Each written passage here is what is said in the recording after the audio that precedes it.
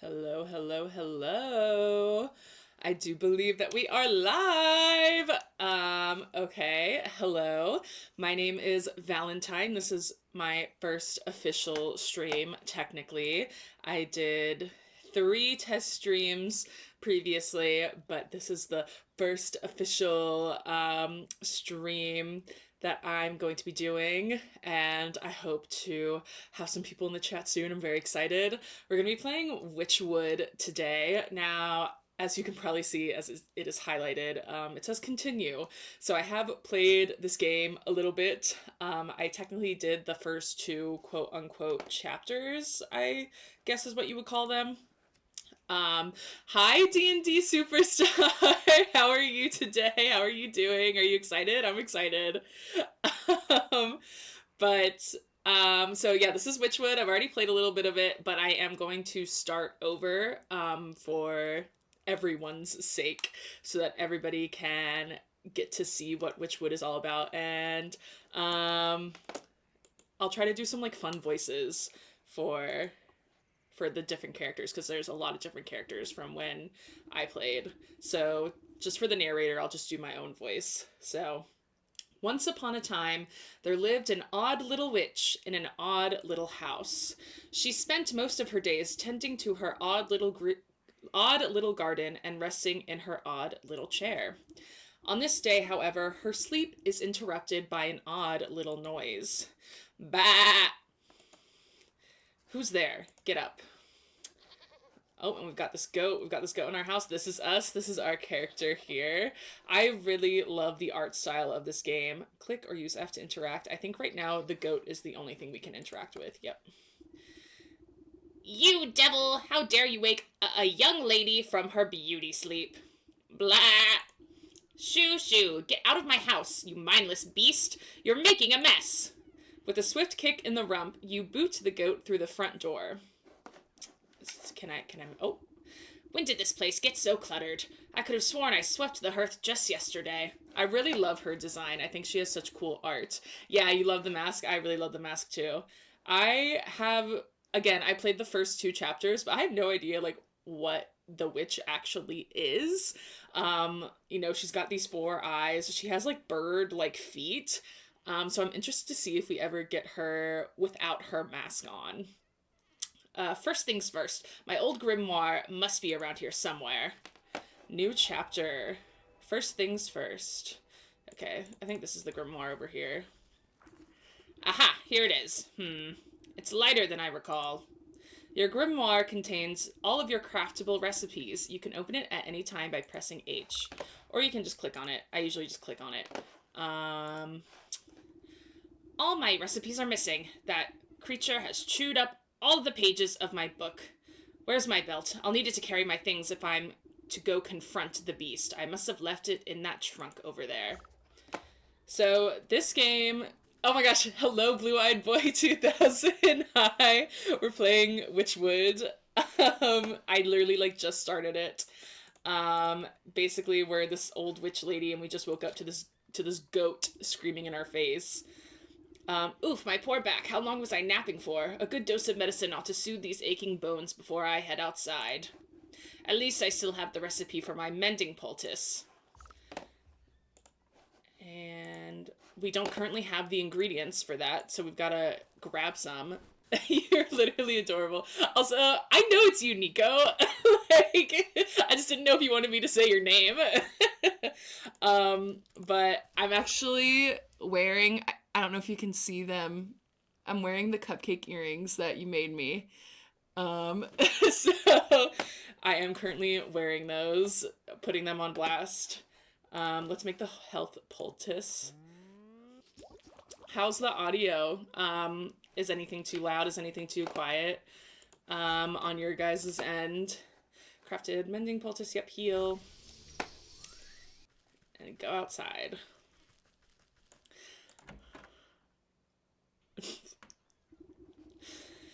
You step outside into a humid marsh and immediately stub your toe on a twisted root. That's so me. I stub my toe like every other day.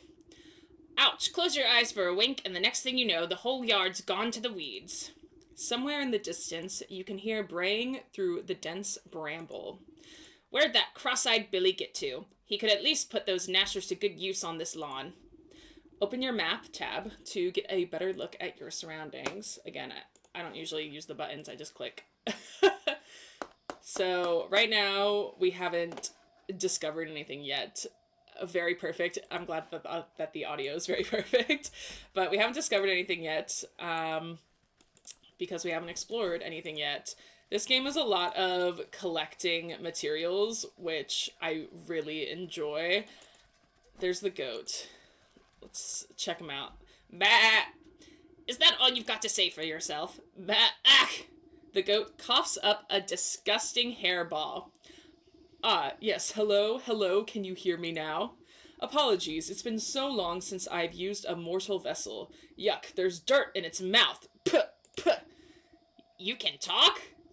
Of course I can talk. Has your mind become so filled with cobwebs that you've forgotten your old friend? You wound me, madam. It's good to see you up and about. I was beginning to wonder if you'd ever awaken, though I suppose time flows strangely in this place. Anyway, I've come to collect. Do you have the amount we agreed upon? Amount? Amount of what? Oh dear. If you really don't remember, we should go over the contract details again down there. The goat nods its head toward the ancient stone gateway looming nearby. And just how am I supposed to get through that solid rock?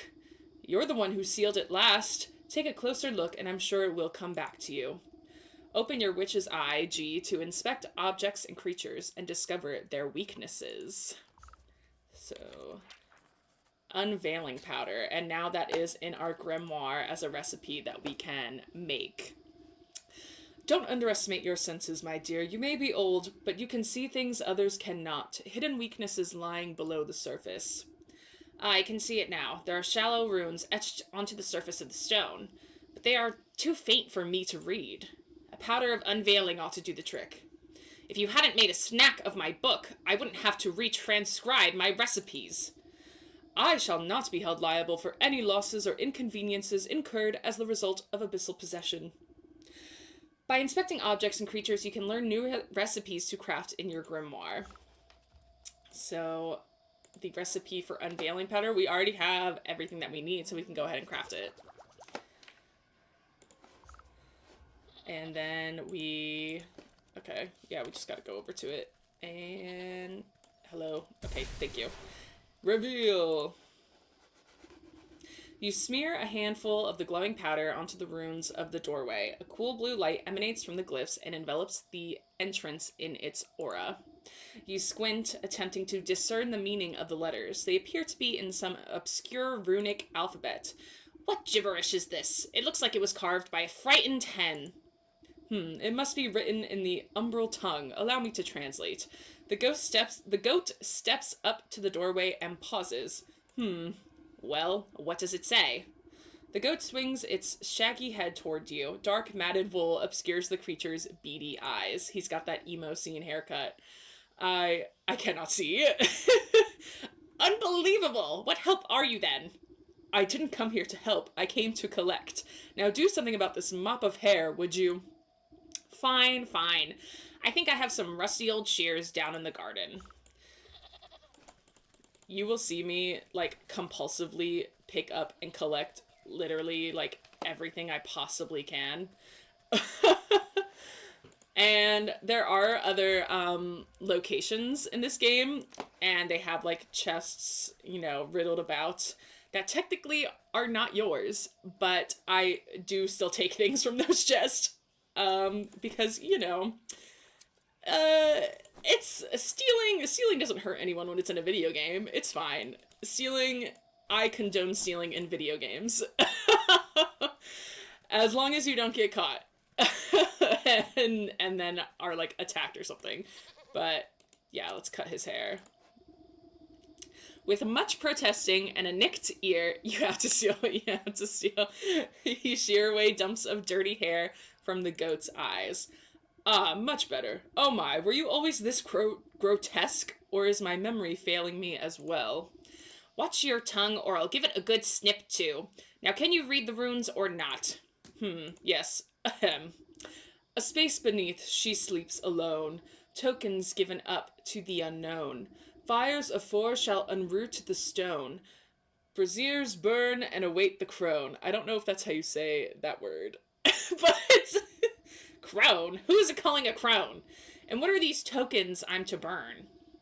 Perhaps you ought to take a closer look, G, at those braziers. Dog hair, blue feather, frog slime, and shiny stone. Oh, that's just what I said. I don't suppose you swallowed up any of those things while I was asleep? I don't think so, but feel free to sift through this creature's leavings if you want to be completely sure.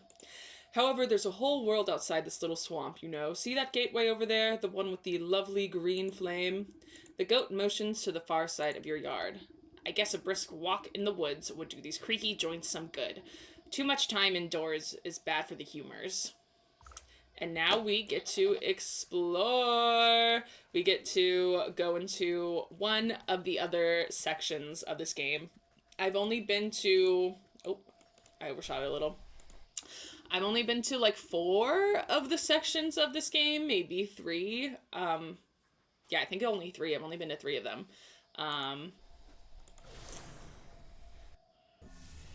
So now we're here. We're at this portal place, the space between. You cut your way through the remaining vines and suddenly step onto a cold stone dais. Time seems to flow backwards, or maybe it speeds forwards. An oppressive, star-filled void stretches as far as you can see. Though there is no wind or sound in this void, a warm fall breeze and the chirping of birds seizes your attention. A doorway. So, I've been here. It's not unlocked yet, because I started over, obviously, which is the swamp. And I've been here, which is the fields. But the first place that we can go to is the forest, which is where we are going now. So here we are in the forest, and we have to find all of these things. And in order to get most of them, first we have to get some other tools, which, if I remember correctly, some other NPCs will, like, give to us if we interact with them. Like, in order to get this, I have to get a hatchet to break it apart. I don't remember if this lady gives us anything. Birdwatcher. The woman spins around on her heels so quickly she nearly hits you with her spyglass. What should her voice be? Ah, you startled me! Can't you see I'm busy with my scientific research? Can you make companions? So, as far as I can tell so far, because again, I haven't beaten this game, none of the NPCs, like, join you on your journey. It's just the witch by herself. Research? What is it you're looking for with that contraption? Why, the famed indigo-tuft forest lark! They're said to be native to this forest, and this forest only. Have you seen one, perchance? You glance upwards at the small blue bird perched atop the oblivious woman's hat. I haven't, sorry. A shame. Well, it's never too late to open one's eyes to the wonders of the natural world. You never know what you'll discover. She points at a nearby woodland critter stuffing its cheeks with seeds. Take that squirrel, for example. Spend a few moments watching its behavior, and you'll learn everything you need to know about it. Observation, G, is key. Now, if you don't mind, I wouldn't want to miss making an exciting new discovery. The bluebird glances vacantly at you before pooping on the brim of the woman's hat. So, yes, we can use G to look at these other things and discover new recipes. Like, now we can make a snap trap because I observed this bird, and we will have to eventually make a snap trap because we have to get a blue feather. What do we need to make a snap trap? We might already be able to do it. We can. So, look away if you don't want to see a cartoon bird, unfortunately, be hunted. But we have to get its feather, and we also need the meat for another item that we'll have to make in the future. So the bird basically explodes upon contact immediately. If we come over here, we will meet... Hold on, there's something sparkling over here that I can grab. If we come over here, we'll meet a little boy who will give us a net to catch stuff with. Oi, lady, what's with that great stinking pot on your head? I would ask the same about all those stinking frogs in your trousers. Aw, you're just jealous. The boy fumbles between trying to wrangle all his frogs and swiping ineffectually at wayward fireflies with a shoddy-looking bug net. Juggling a little more than you can handle, eh? What exactly are you hoping to accomplish flailing about like that? Are you daft? Me frogs are hungry, so I gotta catch some of these fireflies to feed them. How do we like the accents? He takes another wild swing, missing his target entirely. Why don't you let me take a few of those frogs off your hands for a moment? That would let you swing that net properly. Oh, I see how it is. You're after me precious prizes. Well, how about I give you the net and you catch me some fireflies? 10 out of 10. I'm so glad everybody likes the accent. Also, hi, David. Hello. Then maybe I'll think about trading you one of me froggies. Yes, give me this net. And now we catch these fireflies, and it's kind of dark, but we can also snatch that fairy. We can also catch the fairy just like that, which I really don't want to think about the implications of the fact that we snatch up a fairy and then we get fairy dust, but such is the game. You know, we're a collector, we're a hoarder. Okay, I think we got all the fireflies, so... Well, these hoppers aren't going to stick around with empty bellies. The faster you catch those fireflies, the faster we can eat. I'm already losing the accent. I mean, the frogs can eat. Here you go. The boy shakes the jar, rattling the captured insects like pennies in a piggy bank. Oh, these are nice and juicy. These lads are gonna feast tonight. Now, about our deal. You agreed to trade me one of your pets there. Ha ha ha, what deal? I don't remember making no... A frog squirms out of the boy's overalls and plops down by his feet with a wet slap. Dang it, there goes Slippery Pete. He takes a clumsy swipe at the amphibian, but the creature squeezes out of his grasp and bounces into the underbrush. Aw shucks, I never liked him anyways. If you can catch him, he's all yours. Now, I would like to make a disclaimer right now. I'm not good at accents, and I'll never claim to be good at accents. But we caught a frog! And we'll need... probably a lot more of those in the future. Okay, I still can't make anything else yet. So let's just keep exploring until we meet some more people and get some more tools. We need dog hair, shiny stone. Okay. I thought we needed something else. Let me check my journal. Oh, we need a frog slime, so we got that with the frog. Oh, gee, Slippery Pete. Yeah, Slippery Pete is one of our potion ingredients now, unfortunately. This guy is the guy that will give us the hatchet, I think. I don't know what to make his voice. We don't interact with these people, like, a lot. Like, usually not more than once. So, I'll probably end up repeating voices. Hey, you there, give me a hand, would you? With what? You seem to have everything under control. These stumps aren't going anywhere. My darn useless son was supposed to help me, but he's wandered off again. Probably to go bother frogs and eat bugs or some such nonsense. Anyway, I need help clearing away some of these dead logs. It's late in the season and the wood has started to rot. Just be careful of the purple mushrooms that sometimes grow inside. They'll make you powerful sleepy if you breathe in the spores. So that's something that we're going to need, is the sleepy mushrooms. As much as I do love poisonous fungi, I'm not much of a lumberjack. Nonsense! Anyone can experience the joys of splitting a fine stump. Here, my boy won't be missing his hatchet. Yes, give it. And then we also need a trowel, which I don't remember who we get it from, but we obviously will get it eventually. And smack this wood, get some mushrooms. What is the consensus on mushrooms? What is everybody's opinion on mushrooms? I know mushrooms are highly controversial, very much disliked food, but I really love mushrooms. I like them a lot. And I know that is not a popular opinion. Oh yeah, we can talk to this guy. What's up, man? Oh man, oh geez, I don't know about this.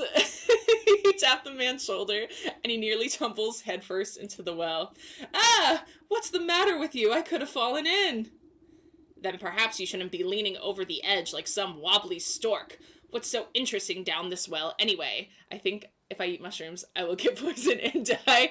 Well, if you eat a wild mushroom that nobody has identified to be safe, then yes, you might get poisoned and die.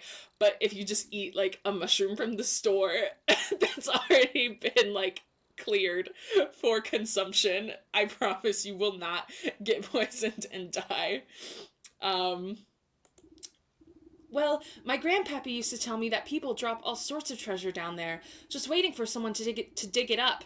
Got myself a trowel and thought I'd give it a go. Oh, so we get the shovel from him. It's still gross. You know what? You're entitled to your opinion.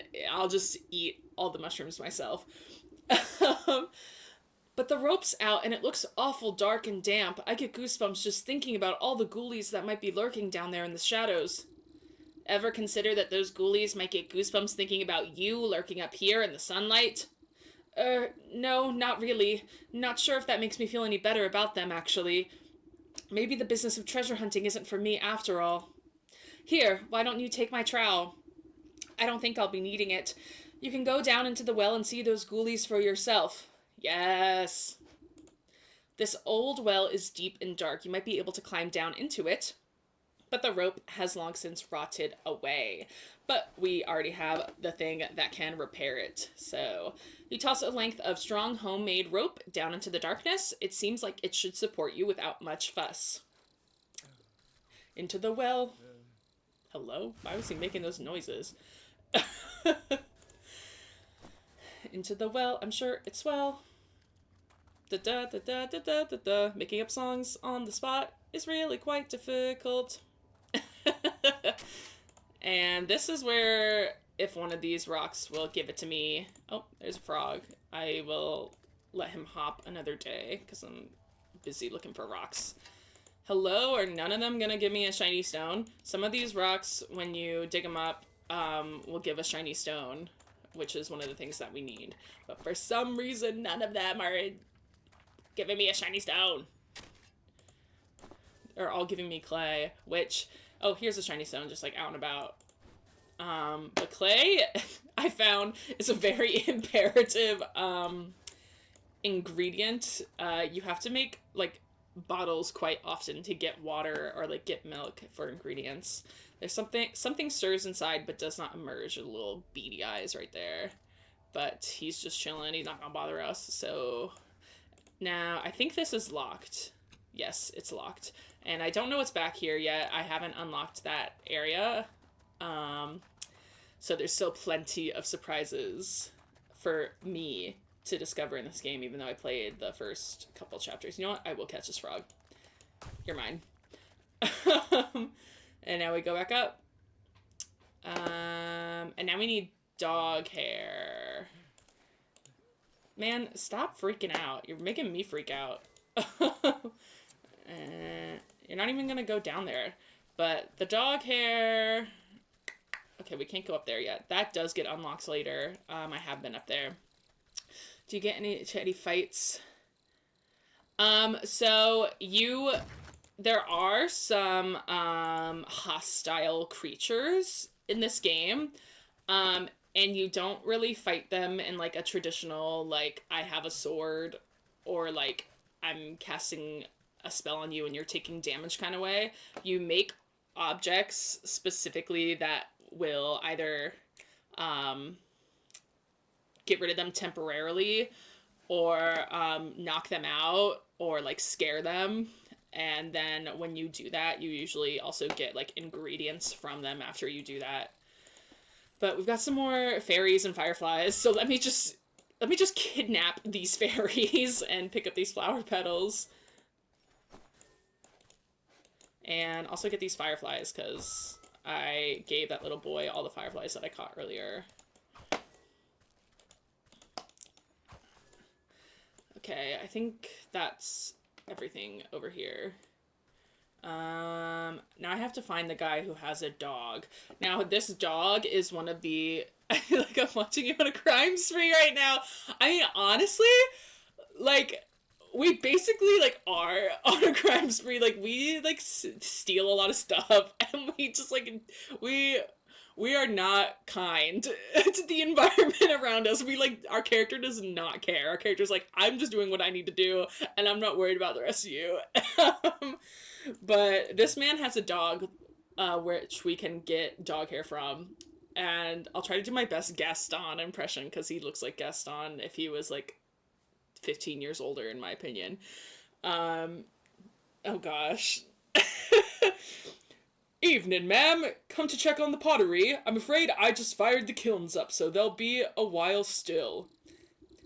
Pottery? Bah, I was just admiring that fine canine over there.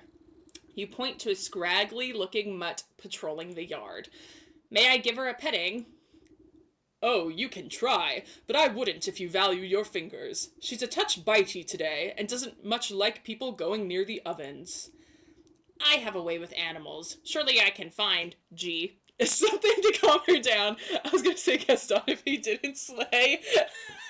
You don't think this guy slays? I think he slays, like, a little, but, like, in a very, like, I'm tired kind of way. Like, I slayed too hard last night, and now I'm facing the repercussions of it. But if we click G, now we can learn a new recipe to try to knock this dog out temporarily. I do not condone animal abuse. We're just gonna put it to sleep for like a second so we can trim the dog hair off. Slay too close to the sun, truly. But even this dog, okay, hold on. I like want to get to these piles of ash here because we can, please go away from the entrance because I don't want you to attack me. But yeah, if we go to those piles of ash, we can dig up some like embers. Oh gosh, don't attack me. And these are also very important for making jars. And we also have these soot sprites that are really cute, but I haven't found like what you use them for yet. So I just grab them and I don't know what they are used for yet. And we are sealing this man's cold. Trying to avoid the dog. So, oh, no, I got too close. I got too close. Oh, okay. I'm leaving. We have these 3 hearts down here, which, you know, that's obviously our life. What was I about to do? Oh, okay, yeah, I have to make this. So we already have the meat for that. So we need water, and we already have some containers for water. So now we just have to go back into the well to get the water into the well. I'm going to do that every time we go into the well. Our witch is steel slaying. Yeah, steel slaying, truly. Oh, I dug up a gold coin. I haven't done that before. I thought I clicked on the rope accidentally and was going to go back up the well, and I was about to be frustrated with myself. Gosh, I feel like the sound effects sometimes are, like, so loud. Come here. Come here. Nice.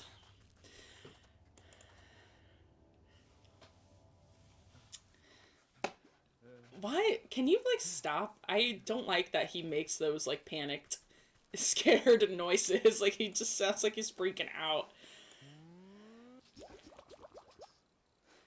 Okay, and now we make this. The first time I did this, by the way, it took me literally forever to figure out how to, like, get a pot. Like, I didn't realize at first that you can, like, create a pot. So I was like, how am I supposed to get a vessel to gather the water? Like, what am I supposed to do? But eventually I turned on my brain and I managed. And so now we throw it and that dog will, please, it will eventually come over here and eat it, and then it will go to sleep. And then we'll be able to cut the dog hair off of it. Oh my gosh, I really make me pick it up and rethrow it. No, come on. Oh my gosh. Ugh. Okay, nice. Oh, it's snoring. Now we cut off the dog hair. frog slime, blue feather, shiny stone, and dog hair. That's all I need for those braziers. I still don't think I'm saying that word right. I should head back home now. What is surrounding me? Oh, I think that's just like a visual effect that sometimes happens when I like do like use an item. But it's just, or I don't know. I don't know. Maybe it's just like some kind of visual cue of, hey, you're a magical being. I love the little sound that these sprites make when they bounce around. They're so cute. Oh, I didn't mean to go back there. Okay. So we have all the ingredients. Have we fully explored this area? At least the areas that we can so far. I think we have. There are areas that get unlocked in the forest after we complete this like first mission and the forest gets bigger, but not by that much. And then there will obviously be other areas than just the forest. But for now, we can return home through this little portal into the decay. The forest reminds me of Hansel and Gretel. Yeah, I can see that. Hansel and Gretel. So there were a lot of movies growing up that I would watch on repeat, and there was this Hansel and Gretel movie starring Howie Mandel. Like, he was in that movie like as a genie. First of all, I don't know why there was a genie in the Hansel and Gretel story, but that is one of the movies that I would watch and rewatch constantly as a child. But anyways, we're back. We've got what we need to complete the first mission.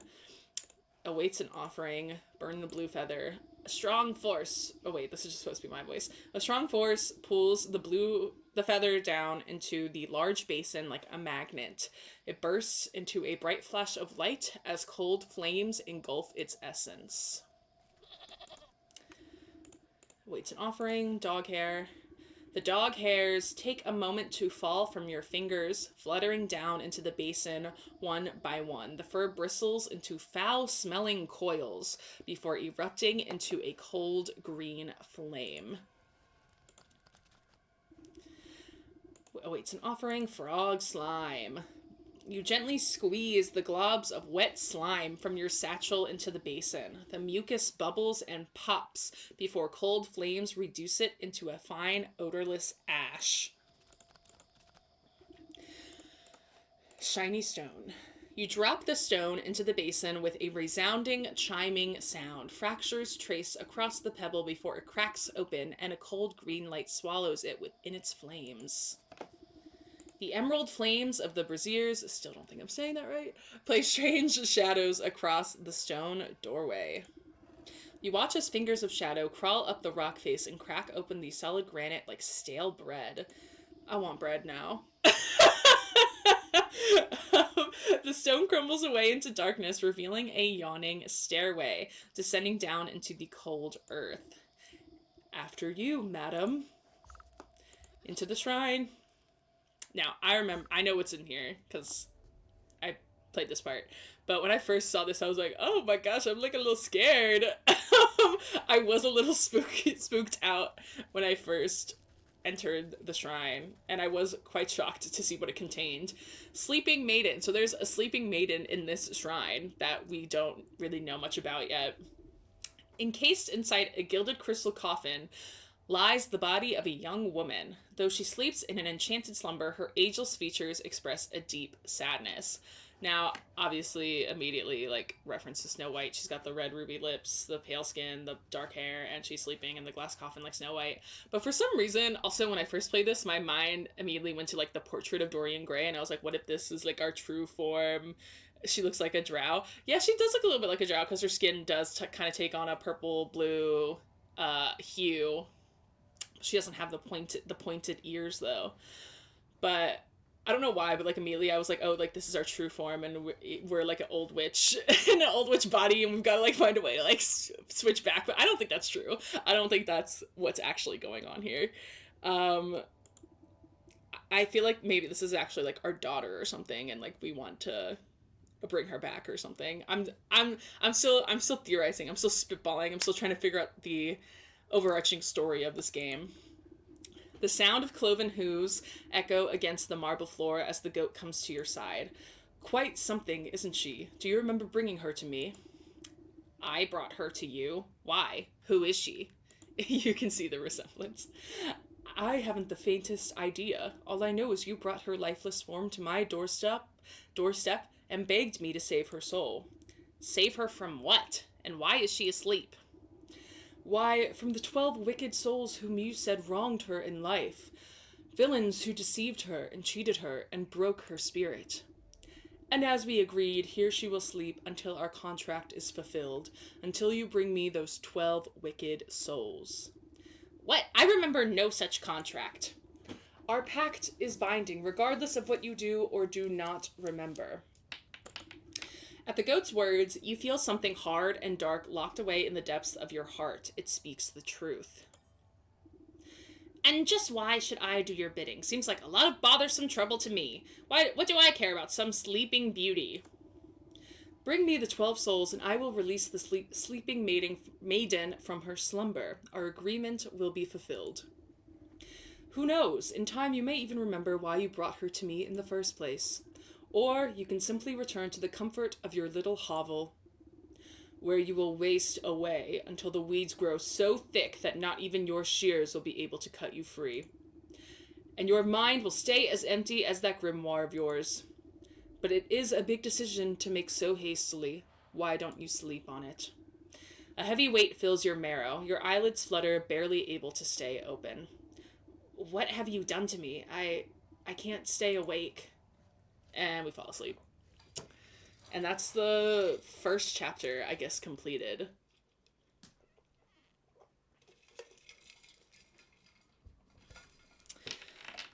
And I don't think we can interact with anything else in here. Nope, so to the outside we go.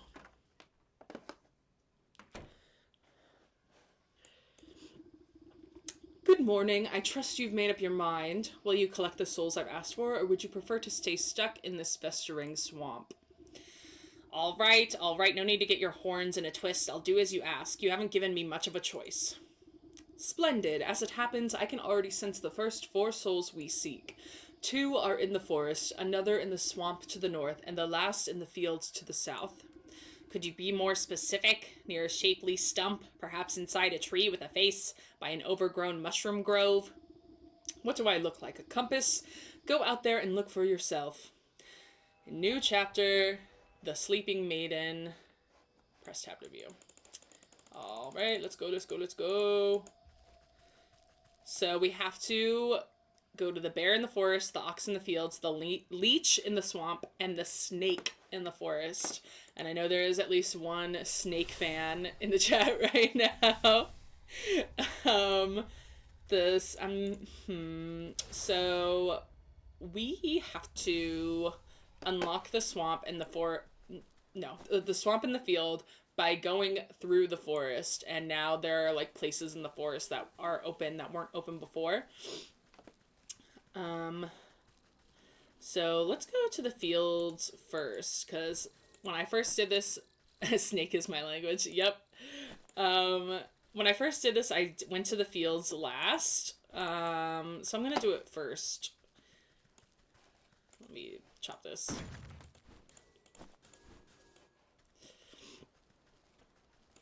I don't even know if I'm going the right way. I think I am.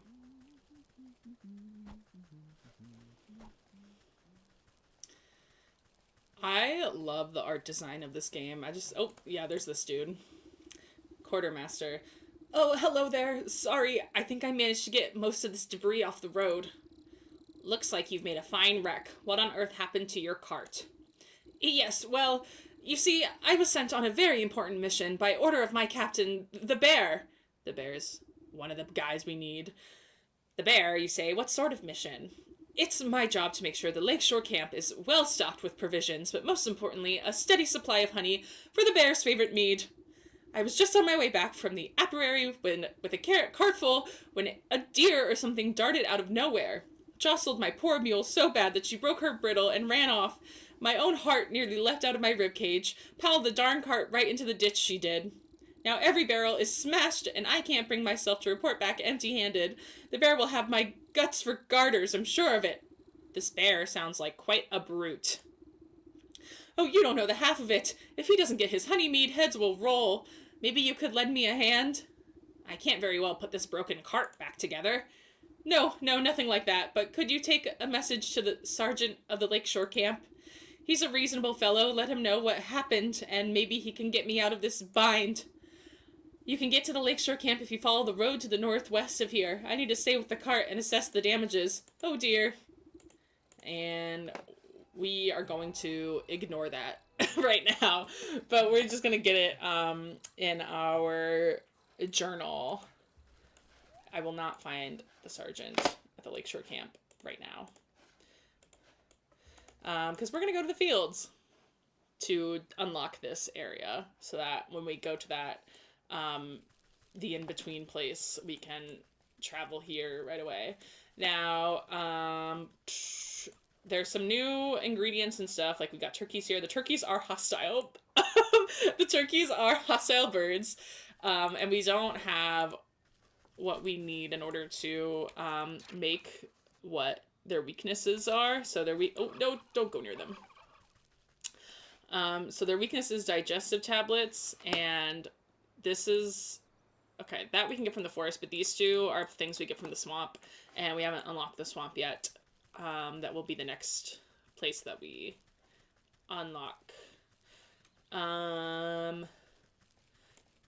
If I remember correctly, there's a man here that we have to talk to who has a German accent. So that will be interesting. And I'm just gonna steal these farmer's crops. And he doesn't seem to mind, so... There's also bandits. Oh, here's the guy that has a German accent. But first, let me get some of this stuff.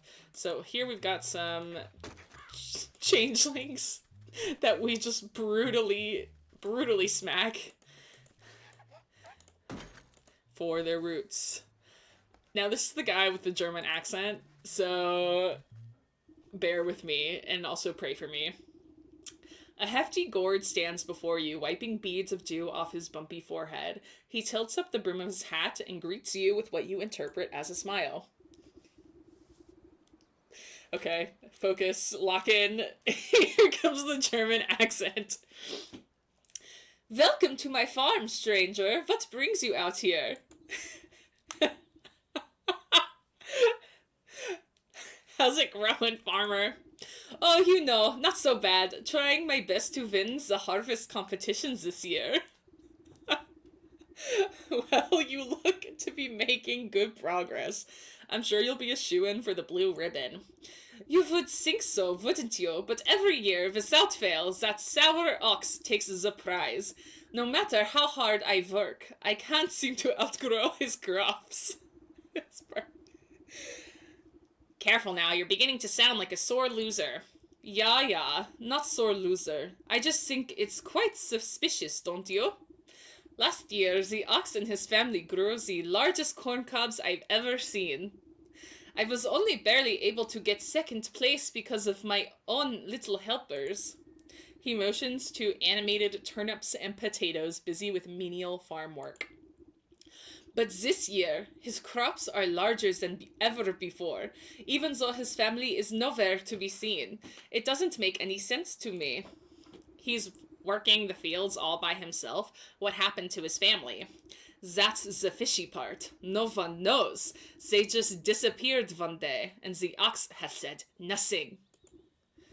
That... Now I'm stuck in the accent. That does sound suspicious. Perhaps I'll go and ask him myself. Yeah, yeah, his farm is down to the southwest. You can't miss it. I must get back to work. Veggies won't grow themselves, you know. That, unfortunately, we will be coming back to this character, so the German accent will be returning.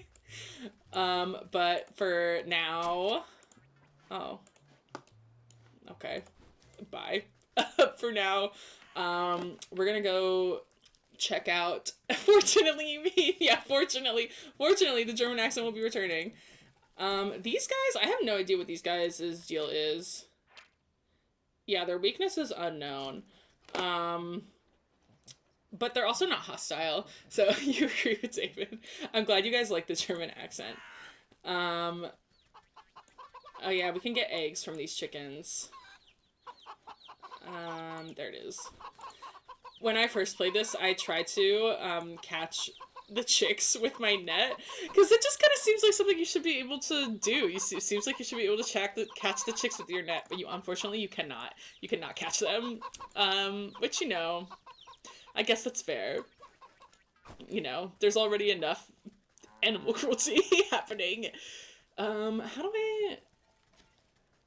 I think I have to go, yeah, down this path to the ox's farm to try to figure out what happened with his family.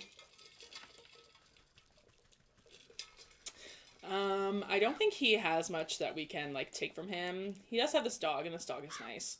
Deserves a treat. Can I give the dog something? Well, I can give it the thing that will put it to sleep, but I don't want to do that. I just want to give it a treat. Steal some eggs. Steal some herbs. Oh, here's a chest. Anything in this chest? Yep. Taking his things. He deserves it anyway, and you guys will see why he deserves it. This creepy scarecrow, which we won't interact with yet, but we will be interacting with. Ox. Hey, this is private property. What are you doing trespassing on my land? Why, I just came to admire the glow of your crops, Master Ox. I heard you produce the most bountiful produce in the land. Ha! Well, you heard right. I work day in and day out till my hands are raw and my back is broken, but you won't find a finer farm anywhere else. You're sure to take first prize at the Harvest Festival again. You and your family must be so proud. Stealing slave streak. The ox spits on the tilled soil. Ew. I hate it when people spit. Just like on the street or whatever. It's like, why are you doing that? Especially if it's like right in front of me. I would literally have people, I'm like walking by them, and as we're like walking by each other, they just spit on the sidewalk. And I'm like, is this like meant to be an insult to me? Because I'm taking it as one. Like, stop spitting. Like, it's gross. Pah, those lazy louts never understood the pride and joy of devoting oneself to the land. What good's a family that gripes about hard labor? We'd have never won any of those competitions if it wasn't for my sacrifice. Agreed. Where is your family then? I can't help but notice you're working all by yourself. If you must know, those bandits out by the South Bridge stormed in the place one night and stole them away. Bandits? You don't seem very concerned about getting them back. Ha! I'm better off. For all I know, they could have been already ransomed off for fertilizer. But if you're so worried... Oh, excuse me. Oh my gosh. I don't know why I just burped. I'm drinking his water. But if you're so worried, why don't you go talk to those bloody brigands yourself? Now get your big nose off my fields, or I'll toss you in the compost heap. Okay, I do remember what the weakness of the bandits is, but I don't know if I have the ingredients for it currently. So here's the bandit camp. So their weakness is Dreadful Doll, which... What is the ingredients of a Dreadful Doll? Oh. Oh, no. We gotta go to the swamp. Going to the swamp. Swamp trip. Swamp road trip. Wait, there is a way to, Yep, here it is. This is like a shortcut, portal here. But the swamp is still not unlocked. So we're just gonna go back to the forest because we have to enter the swamp through the forest. Swamp slaying trip. Yes, swamp trip. I've never been to an actual swamp, which I feel like is not... Oh wait, this thing is evil. If I get too close to it, it will attack me, so I'm a little scared. Okay, I'm surprised I didn't trigger it. But yeah, I've never been to a swamp, not particularly interested. Oh, don't... No, leave me alone! I got hit. Because I didn't see the little guy until it was too late. I think he's a troll. So here we are, we're in the swamp. So we need to kill these, skeeters. They're basically mosquitoes. To get their noses, I don't know, so that we can make it into a needle for a sewing kit. That's what this is. So yes, a skeeter snoot. So the swamp has quite a few hostile creatures, which I feel like is really, like, not that surprising. So let me... Hello? I want to, like, try to get all 3 of these, because you can get multiple of them, if they are all close enough. But I also am not trying to, die. Oh, I need the hatchet. I need to... No, smack. Don't hit me, don't hit me, don't hit me. Let me just chop up your brother in peace. Oh, I should probably make a healing poultice. I have not died in this game. Because I'm usually better at avoiding getting hit. But apparently I'm off my game today. So let's heal. Oh, one of them heals me to full health, so that's cool. So now I have to make this. And make a dreadful doll to scare the bandits with, so that I can get past them and talk to their bandit leader.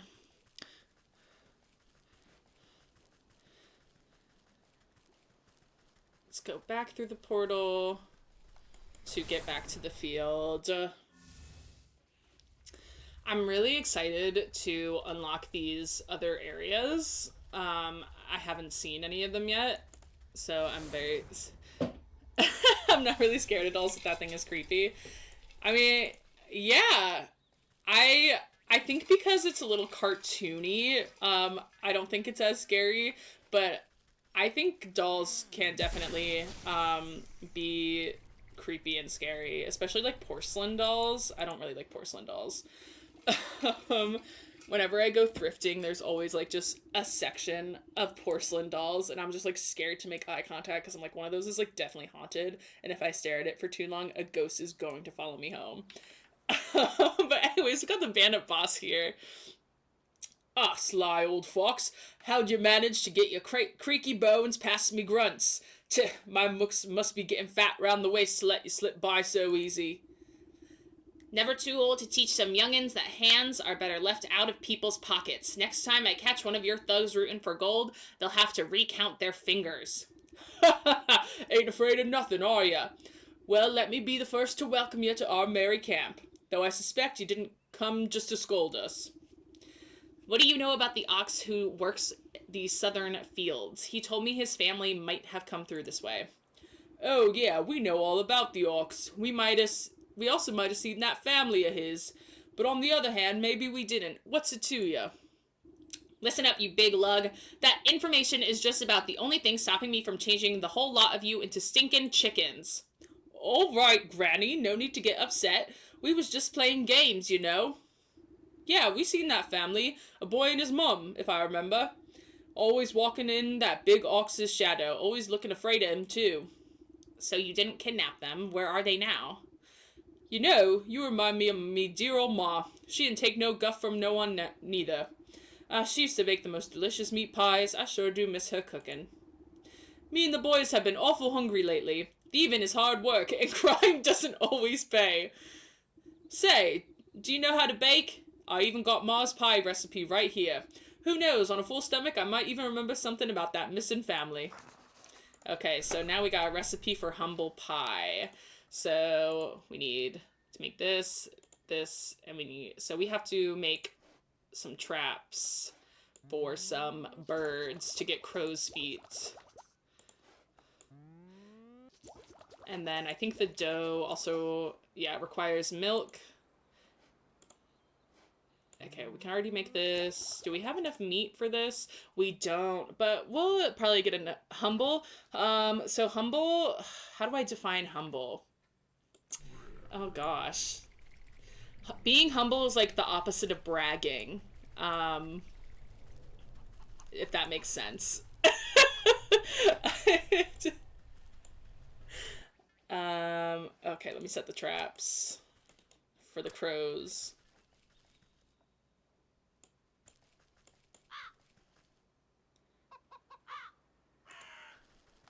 Oh no, I accidentally scared the bird away. Okay, I got one. Now we need another one to get its other foot. And a bird should spawn and fly in. Please. That thing. I hope this rooster doesn't set off the trap. Because that'd be kind of messed up. Because that's somebody's, like, livestock around here. Okay, let me reset it and see if anything comes by. Get it, get it, get it. Yes. Sorry. Sorry, birds. We also need milk. Okay, hold on, we can craft this. And we need milk. And there's a cow, like, right over here.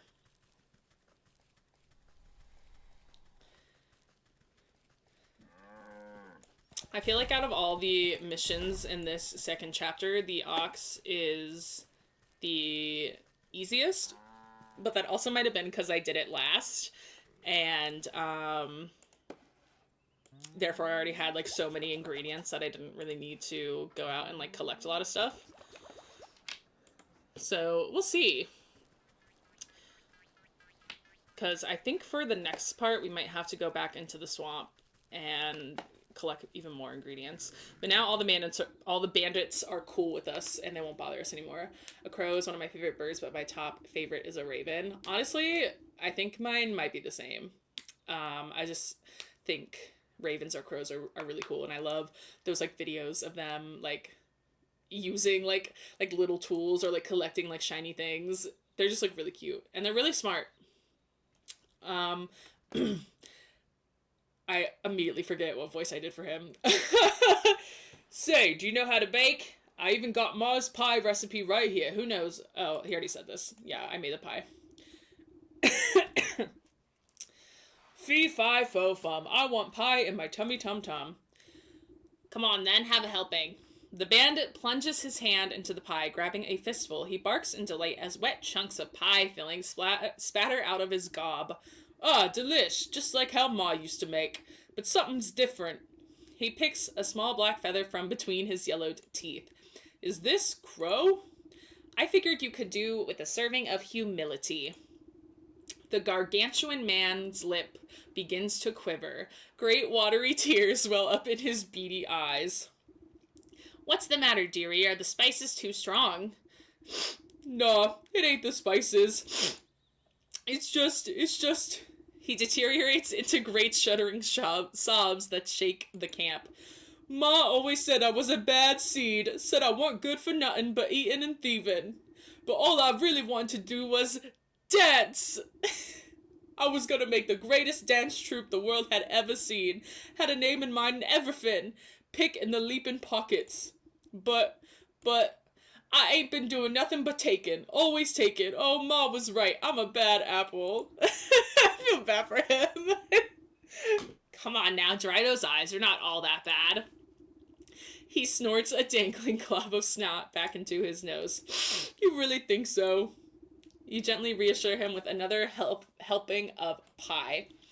Of course not. You're going to tell me all about the ox's family, aren't you?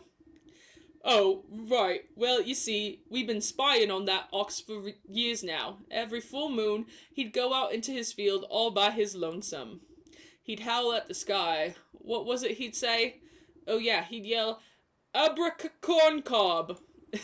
Then it always sounded like he got into an argument with someone, but there was never anyone else there except that creepy old scarecrow of his.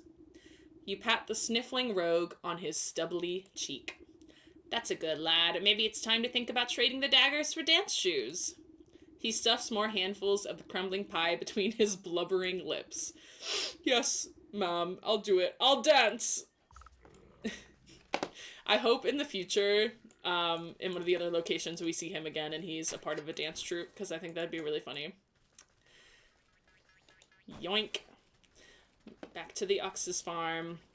There is a lot of running like back and forth in this game, but I don't mind it that much because you can gather ingredients while you're running around, and it's just very pretty, and I really love the colors of everything. So now we've got to go talk to this guy's Scarecrow, and honestly, this is the thing that like maybe scares me the most in this game so far. Like, I think this is the creepiest thing.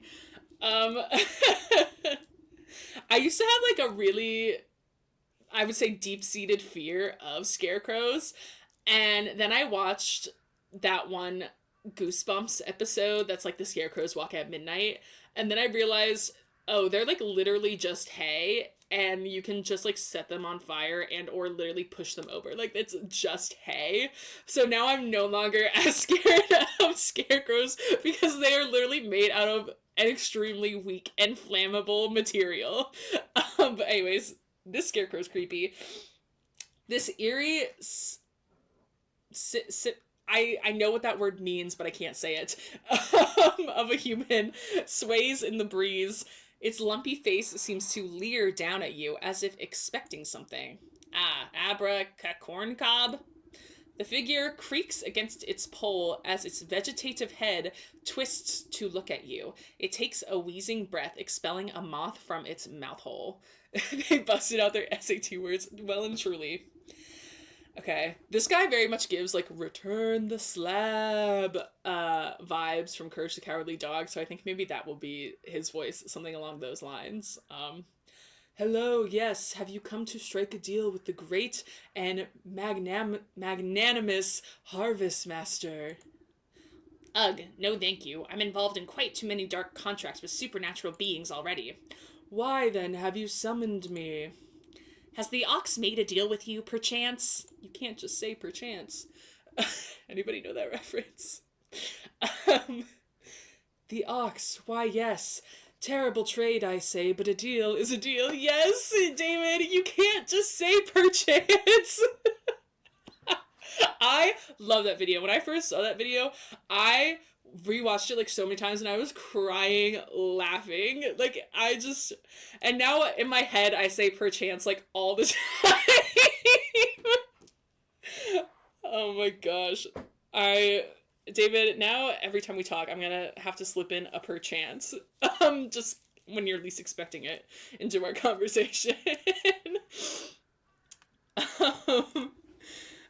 What sort of trade? Does it have to do with his missing family? Yes, he said he wanted to win pretty prizes, grow the best crops, said he would give up anything in the world. So he offered me his wife and son, and I'm not one to refuse a bargain like that. Where are they? What did you do with them? Don't worry, they're fine, but as long as I make the crops grow, they belong to me. And if the crops should fail, your deal would be broken. Ha! I am the great Harvest Master. My harvest will never fail. We'll see about that. I better take a closer look at these prize-winning plants.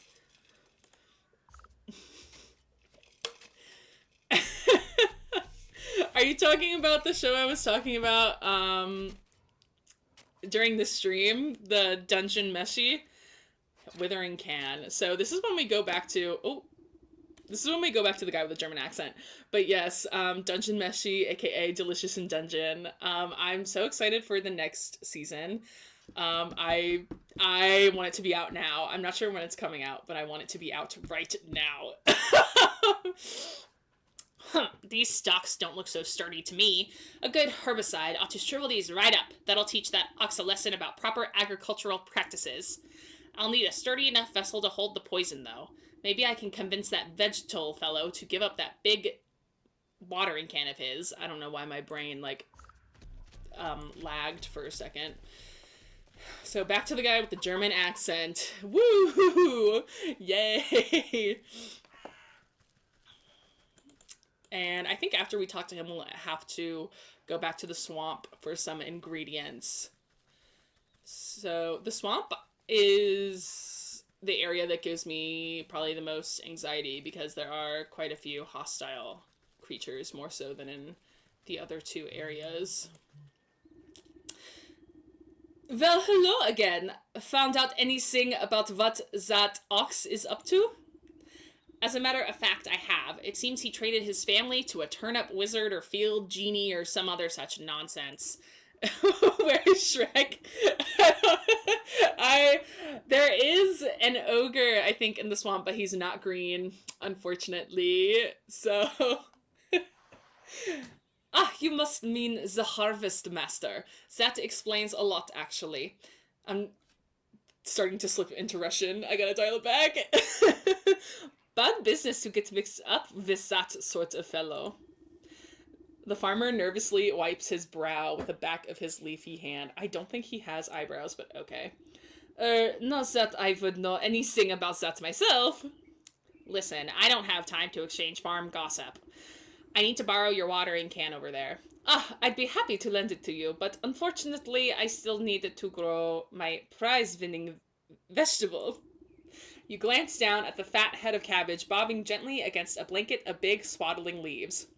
You think you may have heard a faint giggle come from deep within the fronds. Seems plenty big enough to me. Just you wait. My little baby is going to grow up to be a great big baby. It's going to be the belle of the ball at this year's festival. But if it were to, say, grow a little bit faster, I suppose I wouldn't need my watering can at all. You swear the farmer winks at you despite not being equipped with any eyes. Does anybody here grow produce in an honest way? Let me take a look at the little tyke. You look down at the fattest little cabbage you've ever seen, but if it gets your hands on that watering can, it could stand to be a little fatter. So we need a growth potion, turkey gizzard stone, and a jar of water. Okay. So for the growth potion... Okay, yeah, we're gonna have to go to the swamp. And we will also need some milk. He needs some milk. Nothing equal with any eyes is my new favorite description. Yeah, we will definitely need to go to the swamp. And we will also have to get some... Oh my gosh. We need so many ingredients. We just need so many ingredients. We just need so many things. Do I don't have any jars, right? No. So let me just make some jars. Because we also need water. Do we need any milk for anything? I think we have to make this. Do we have to make that? We do. So we do need milk as well. So let me make another jar. And get some milk. He needs some milk. I'm personally, I don't know if this is a controversial statement, I'm a milk hater. I always have been, I always will be. When you do potions, it's like you're doing a ritual. Yeah, I guess like in a way. I think I passed where the cow is. But yeah, I'm a milk hater. He just made me search up that he needs some milk fine again. You're welcome. You're welcome for reminding me that it exists. Literally, why can I not find where this cow is? But the only kind of milk that I like is chocolate milk. And I don't care if that makes my taste buds immature. Why can I not find this cow? I feel like I'm running in circles around the cow. And or milk that I like put in like my tea or something. But okay, I'm literally gonna bring up the map. Is the cow gonna show up on the map? Okay, so the cow is down by this portal here, so we gotta go down further. I was briefly on an almond milk kick years ago, but that's because it was like vanilla flavored almond milk, and like I don't know if it would still hold up today. I think I can, yeah, I can also get water over here. But even though I'm a milk hater, I'm a big cow fan. I think cows are so cute. I love cows. So this needs that. Ugh. Okay. Actually, let's go back to the portal. Because now we can portal travel to the swamp. Because we unlocked it. Grab this. Cows are cute, especially the brown ones, yeah. What? I thought I went to... Hello? Oh, I didn't unlock the actual portal in the swamp. I just went to the swamp, so we have to walk to the swamp, unfortunately. We have to walk back to the swamp through the forest, but it's fine. I'll live, I guess. Oh, no. Yeah, that thing's evil and will hurt us if we get too close to it.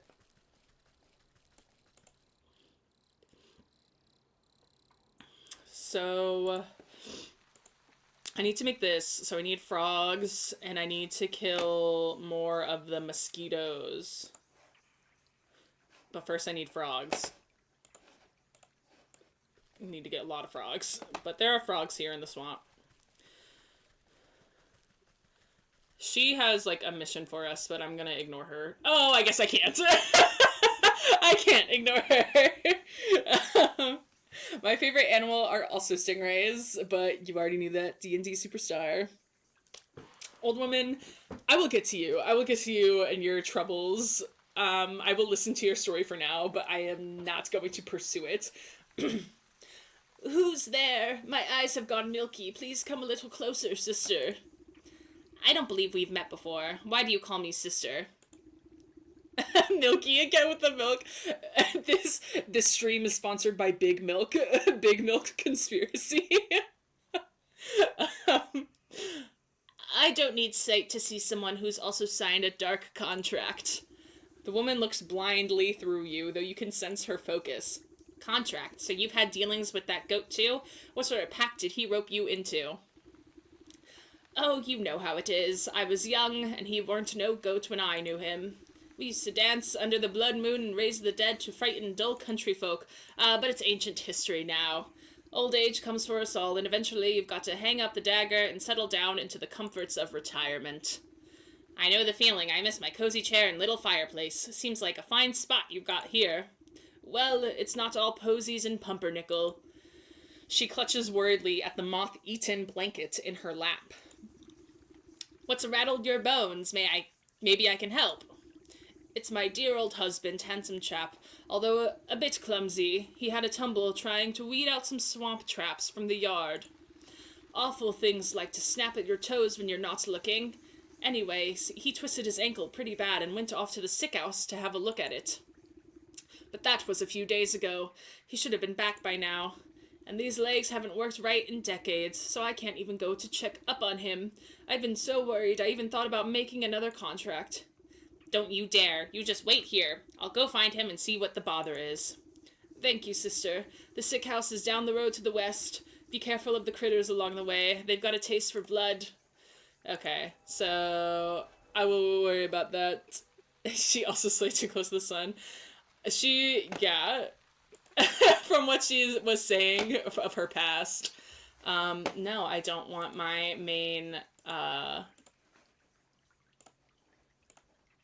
mission to be the leech. I'm doing the ox right now. I will do the leech when I'm good and ready. Take her stuff. Sorry girl. Literally robbing her blind with her milky eyes. But yep, there's a bunch of frogs up there.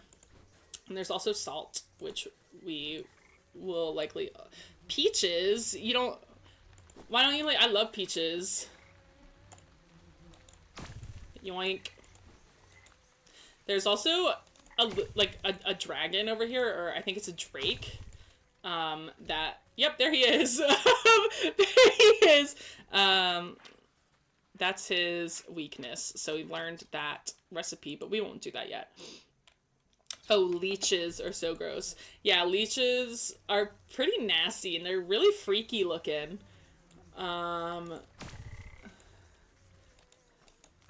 Yoink. Do we have enough frogs?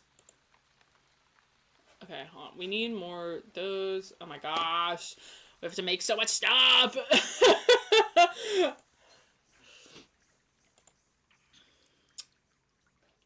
Okay.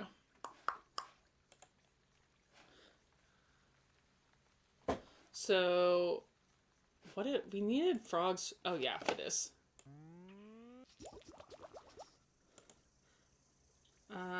Well, we actually have 3 out of 3 bug things now, so I actually don't think we need that. But, well, we still need blood, so you can never have enough frogs. So true. We also need more snails, and where... We need not a mosquito, we need a dragonfly to fly by so that we can learn the recipe for what kills them. Let me kill this guy.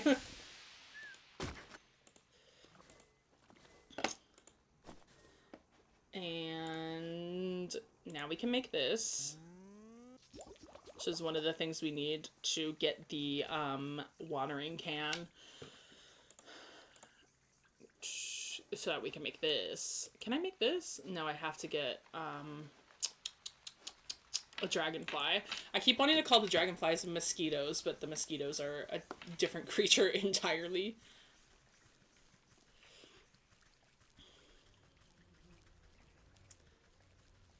Oh yeah, I guess I should have commented on the dead bodies over there. Don't mind them. Okay, now we can make a bait stick to get the mosquitoes and also to get newts. I was going to say iguanas. They're not iguanas, they're newts. I literally just looked at what I needed and then immediately forgot. Thistles. So there are thistles over here. Again, by the dragon. The big dragon. There are some thistles. But, you know, such is life. Sometimes you gotta risk it. Risk it for a biscuit. And we might as well get some more frogs over here. I mean, like you said, we can never have enough frogs. Oh, there's also salt right behind this corpse. Oh yeah, I know you have 2 leopard geckos. They're very cute. I think the ogre... Oh wait, there's more stuff. Oh, there's one of the things that can come to life and kill you. Oh, here's the portal. Leave me alone! Why is there just a random blue feather? Whatever. Smack this.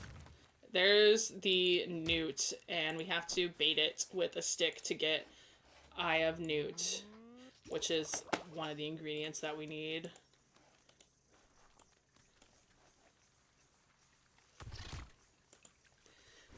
This game is like, it's like, it's a little gory. This game, it's like cartoony, but it's also like a little gory. Here's one of the leeches that are around. I don't think we need anything with that leech yet. But I will need to make another one of these to get, a dragonfly. I can't make that yet. So let me set this out to get a dragonfly. Now we wait. Yeah, poor lizard. Just get it, get it, get it. Thank you.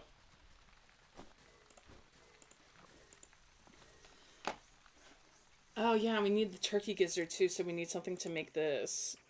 What is this? Oh, I have to go terrorize some goblins for this ingredient, which are in the forest, but most of these ingredients that we need are in the swamp. Growth potion. What do I need to make this? Oh my gosh. I have to go back to the fields. There's so much running back and forth, but it's fine. I'll live. Turkey feathers in his house. What, just like on display? I have one of these already, so... Okay, yeah, let's... Oh, I forgot this thing is here, but it's okay, we're leaving. Let's go back to the fields.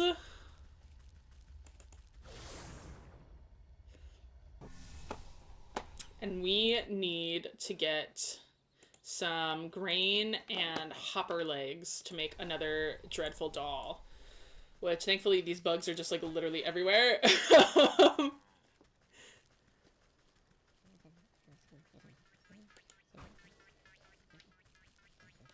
Yoink.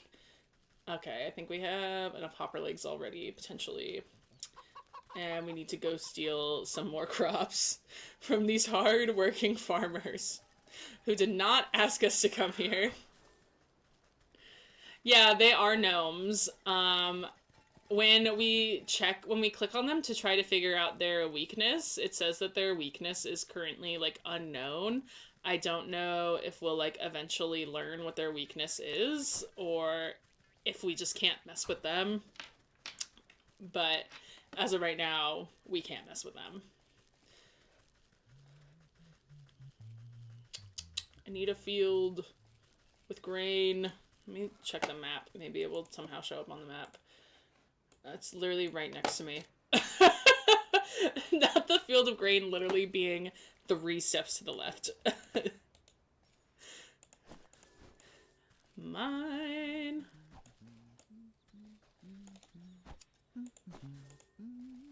There are some things that we can't really interact with, like this guy. We can highlight him, but we can't really talk to him in a cutscene or anything like with some of the other characters.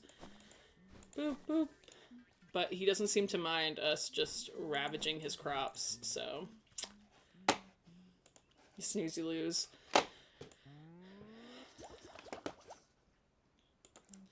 Now... I'm trying to, like, remember the order of certain missions. I might use this dreadful doll to also complete a different mission. You said that Twitch will arrest you if you sing. Like, what do you mean? Because of copyright laws, if I sing, which, like, I don't think Twitch will actually arrest me if I sing, but because of copyright laws for music, you can get in trouble if you, like, play other music or, anything like that, like, is music that you don't own. Where am I going? I have to find the lady who... No. I have to find the pixie tree. That's what I need to find. I got distracted talking about copyright laws. So... Yes, I think if I go this way, I will find the pixie tree. Which, let me just go ahead and make some unveiling powder, because I think we will probably need it for the pixie tree mission.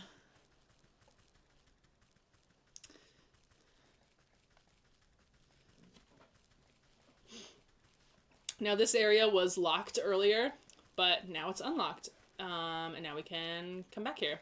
Wait. Oh. Oh! That thing, I don't think I've checked. Okay, yeah. So now I know. So, do I have, what is this? Oh, I have to trap a squirrel. I was like, what even is that? But yeah, I have to trap a squirrel to get that so that I can burn this tree to the ground. Not really. Save the environment. I don't really need this in my hotbar. Where's their squirrel? Okay, here's the pixie tree. I don't know if they'll... Yeah, they won't talk to us yet. Girl, go this way.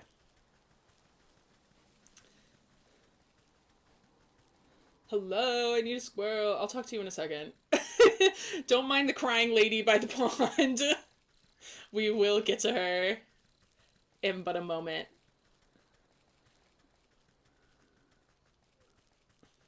Why are there no squirrels? I don't want to set this trap down and then, like, a bird... Oh, okay. Nice. Sorry, squirrel. It's the circle of life, unfortunately. So, this. I will need that in a moment after I talk to this crying lady.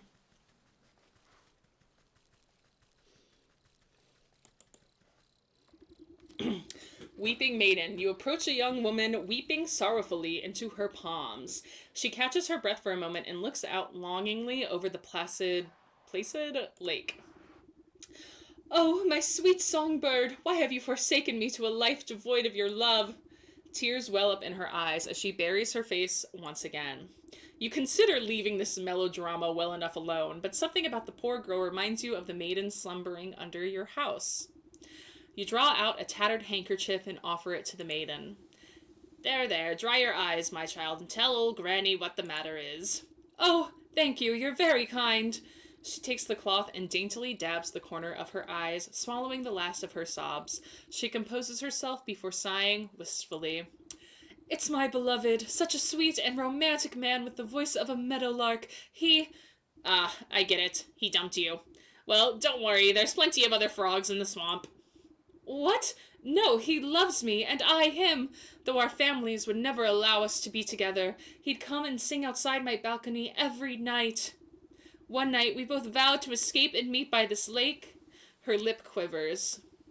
I waited and waited under the waning moon, even past the morning sun, but he still didn't reveal himself. Tough break. Maybe he just wasn't that into you.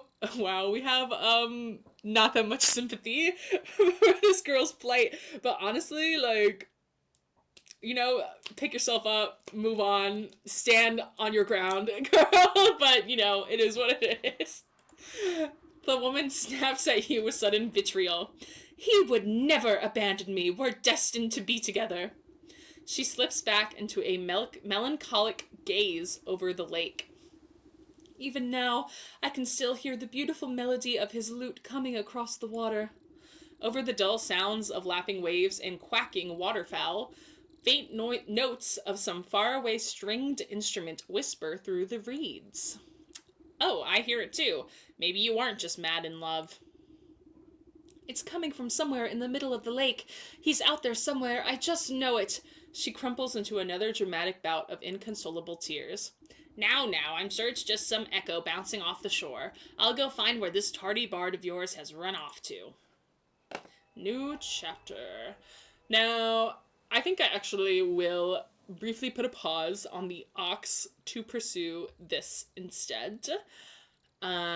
Reveal the source of the sounds by the forest lake.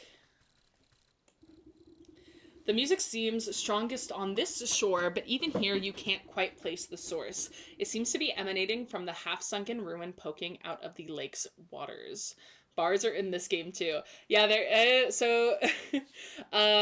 is a guy who like has his little lute that we will interact with eventually once we get to the snakes area, which I'm about to pursue now. And you'll see him. He's got his instrument and he's got his little costume. Maybe that fool bard's hiding way out there. Bah, but I swim as well as hens fly. Suddenly, some unseen voice chitters mockingly into your ear. Oh, okay. I was like, who is this? But I just remembered. Hoo hee hee! The musical man you'll never see! You spin around, but no one is there. Just a nattering laughter bouncing on the wind. Who's there? Show yourself, spirit. Now we use the unveiling powder. Here's a pixie, and then we gotta snatch him with our net. You snap your hands around the elusive creature and squeeze. Ah, let me go, you knobbly pot! You're crushing the life out of me! You trifling little pest, what do you know about this music? Music? What music? All I hear is the slapping waves and the peeping birdies. Your wrinkly old years must be full of bugs. Don't you play smart with me, I'll pop your head off like a daisy. Oh, you mean that music? It's the sound of the snake's traveling circus. I thought everyone knew that. Circus stays still, but the door's the thing that travels, you see? And right now the door's out on that lake, but you'll never get in. Yeah! You give the wretched sprite a good shake, and a shower of glittering dust sheds off its wings. Tell me how to cross the lake, or I'll make a necklace from your teeth. Ah! Only Fey folk can show the way. Dirty fairies built a bridge. Keep all you big folk out, unless the snake invites them in. You're a fairy, aren't you? Where's this bridge? Ha! We're a pixie, not one of those flamby-pamby mushroom herders. Besides, the bridge is invisible to big stompers like you. The creature peers over your shoulder and waves its tiny arms.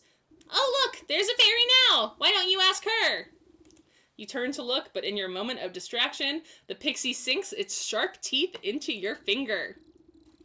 Ouch, you sneaky little blighter! Springing free from your grasp, the slippery monster chitters a laugh and vanishes in a cloud of smoke. You look down at your dust-covered hand. Fairy or not, this bridge must be around here somewhere. So now we just look at this thing. Pushing aside thrushes and cattails, you find a strangely carved pedestal. It might be mistaken for a bird bath if you didn't know any better. As you run your finger around the edges of the bowl, the remaining pixie dust on your hand flakes off as if drawn in by an invisible force. Crude pictographs appear on the surface of the basin. They depict a coiled snake presiding at the center of some kind of festival. Directions on how to reveal the bridge are carved on the outside. You see symbols resembling fey dust, dancing fireflies, and bird feathers. So now we must go gather more ingredients. You shake out the fine dust into the bowl and it settles evenly to its inside surface. Okay, yep. So now we gotta go get fireflies and we gotta snatch up some more birds. Do I have enough stuff? Okay. I think we'll need 2 traps. For the birdies.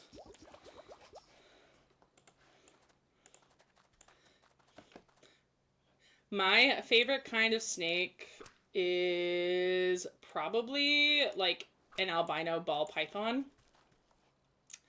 I think their coloring is really cool and I just like ball pythons in general. So got the feathers. And now we gotta go catch some fireflies. Which should be easy enough. Let's see if there's a place on the map closer. Because I know over here is fireflies. I think there's fireflies over here too. But I think they're like the same distance away, so it doesn't really matter.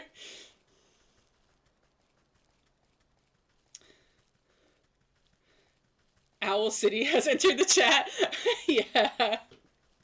You would not believe your eyes if I captured every firefly and depleted the realm's population. There's a lot of, like, capturing living things and trapping living things in this game. Which, like, I mean, to be fair, there's a lot of violence in other video games that's a lot more graphic. I just, like, wasn't expecting it when I initially, like, got this game. Just because of, like, how cute, I guess, it is.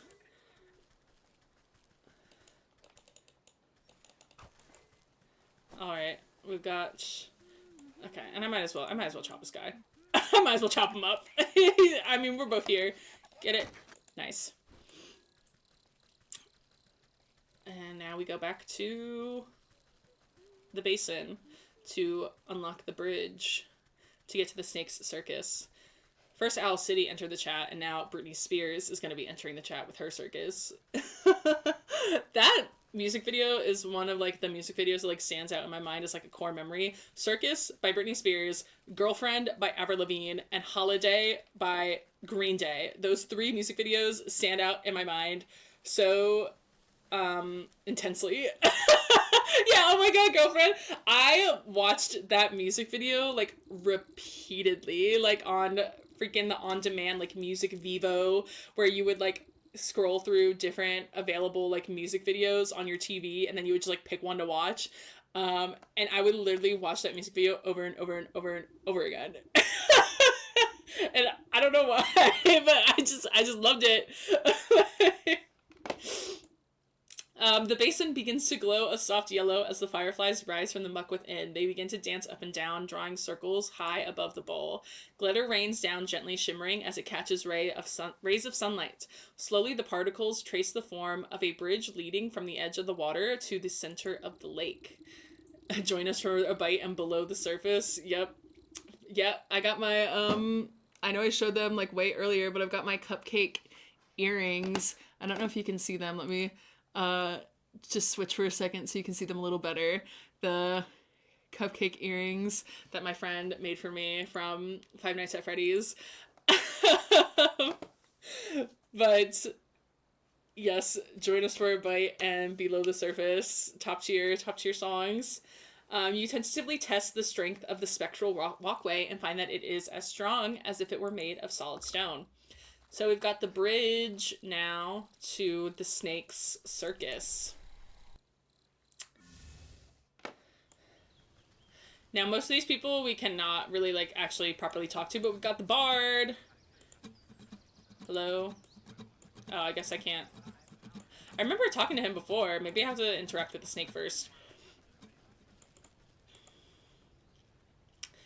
Here's the snake. He's super cool looking, but he's bad. He's not super cool. But he is super cool looking. Draped in glittering jewelry, the serpent stares intently into a crystal ball as you approach. I'm trying to, like, think of, like, a snaky voice. Welcome, my dear, welcome. I saw that you would come here in search of answers. W snake, but L personality, exactly.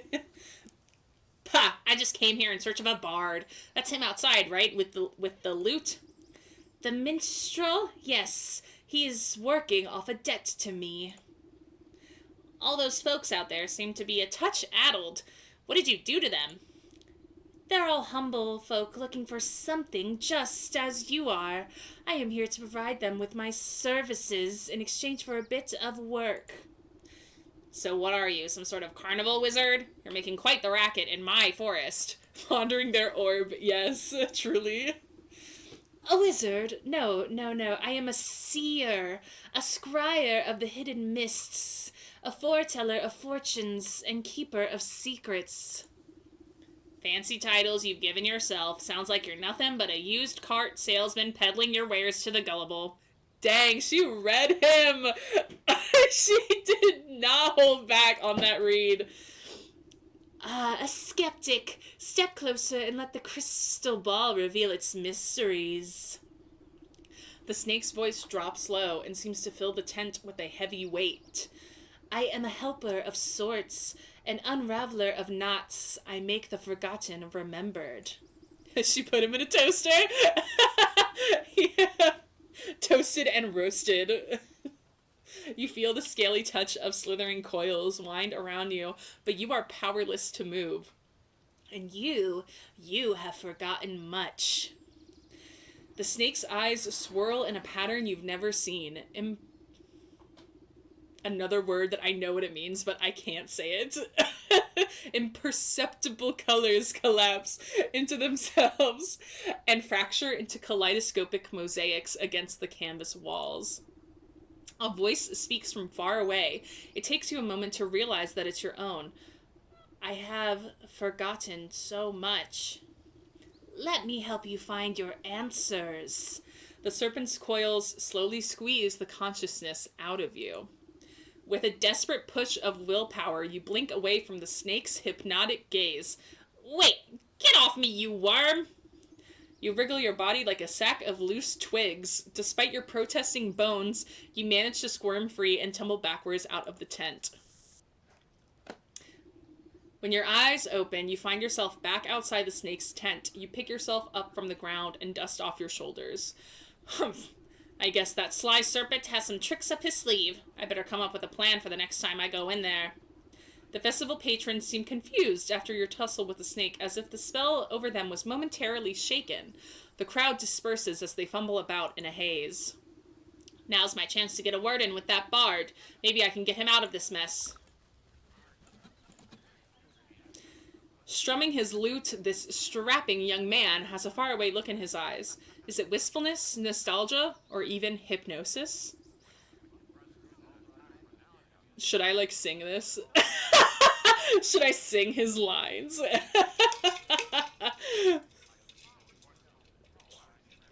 Absolutely. Oh gosh. Okay, here we go, trying to make up a tune on the spot. Wander I may, but nary away from she I call my lover. To my chagrin I stumble in and met the gaze of another. Curious I stared, I was not prepared, and this was my mistake. A binding gaze, now I live my days in the service of the snake. Oh gosh, it's still going. I thought that was gonna be it. Okay, lock back in. Cry not for me, for there is she that might still see me saved. My spirits they lift as she holds a gift from before I was enslaved. A mirror but shattered, its pieces have scattered. If mended, we may be set free. Down the wishing wellspring to the swamp's moonlight ring, and hiding within the pixie's tree. I kind of lost it a little bit at the end there. I lost the rhythm at the end there, but we got through it. What's all this about a broken mirror? You gave it to that weeping maiden? Speak plainly, you warbling fool. No matter what you do, the poor musician barely seems to realize you're there. He just keeps strumming his lute and humming his mournful tune. Ugh, maybe that lovesick miss will know what he's on about. Now we go back to the maiden to question her about this mirror he mentioned in his little ditty, in his little song.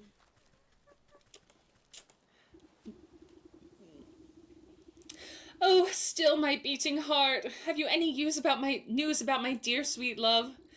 I found him at the carnival, but he's been mesmerized by the snake. Unless I can break the spell, no one in that carnival can leave. The snake? Say it isn't so. I've heard how he grants wishes, but only for a terrible price. Why would my love be so desperate as to consort with that charlatan? I'm sorry, the word charlatan is so funny to me. I haven't a clue, but he's stuck deep. The only thing I managed to get out of him was something about a mirror. Did you know anything about that? A mirror? Oh, yes, it was the first gift he ever gave me.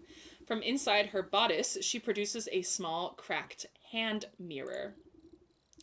But one night, it slipped from my balcony and shattered on the cobblestones. I tried to piece it back together, but I could never find the last 3 shards. His song mentioned something about a wishing well, a moonlit swamp, and a pixie tree? Keep that mirror close. I'll seek out the missing shards and return them to you. Oh, thank you. I should very much love to see it whole once again. Now we go to the pixie tree. And I think we can talk to them. Yep. This gnarled tree is littered with countless trinkets and bits of trash glued haphazardly together to form a glittering hive. You reach for a sharp piece of broken glass that could be the mirror shard, but pull your hand away at the last moment. 1,000 beady eyes peer out of the tree's knotholes. A familiar cackling voice floats above the others. You again, Kettlehead? What you want now? I've come for that mirror shard. Hand it over and I won't have to strangle you again. No way! We need shinies to keep gross fairy folk away. Best fairy repellent there is. What? Since when are fairies afraid of shiny things? Well, I don't see no fairies around, do you? But maybe we can work something out. Them smelly mushroom herders have been encroaching on our turf, see? They've been building those stupid little stone shrines of theirs. And worse yet, they've been hiring mercenaries to guard them. So we can't go anywhere near, but maybe a big stomper like you can take care of the problem for us. And then you'll give me... Oh, and then you'll give me that shard? Hey, if there ain't no fairies, we won't need no fairy repellent. So now we go over here with the dreadful doll and scare these guys, and we get their snot. They like get so scared that they sneeze, which is funny. Oh, I guess I'll snatch her. Get back here. And that's what I was mostly worried about with the snake. So now that we have that snot, we can make this, and we can start tracking the ox mission again and get a turkey gizzard stone with these digestive tablets, which it's just like so nasty. Like it's just so gross. Like we're gonna feed these turkeys these like pills, and then the turkeys are basically gonna throw up, and then we're gonna collect what they throw up, which is just so gross. But it's what we do. It's what we do for spell casting and potion making. You know, it requires a little bit of sacrifice sometimes. So let's go back to the fields. Yum, love the ingredients in this game. Yeah, so delicious. I love me some turkey gizzard stone. My grandma, whenever we would have Thanksgiving, her and my cousin would always eat like the turkey gizzard and like the turkey heart, and they were like the only ones who ever did. I didn't mean to do that. And I never tried it. But I don't know, maybe they were like onto something. Maybe they know something I don't know. Okay, don't attack me, please. And now, what did I need to make? I'm like already forgetting. Oh, I just needed the gizzard. I don't need to make anything. If they were onto something, I will not be finding out. You're not adventurous like that, David. I would say I'm like relatively adventurous when it comes to food. And I would say I'm less adventurous with drinks. Like I'm not willing to try like a savory or spicy drink like a Bloody Mary. Like I'm simply just like not willing to like put myself through that. But I'm like pretty adventurous when it comes to food, and I'll like pretty much try anything once. You look down at the fattest little cabbage you've ever seen, but if it gets your hands on that watering can, it could stand to be a little fatter. Okay, let's give it all of this stuff. You pop open the cork of the potion and sprinkle the bright liquid onto the cabbage's roots.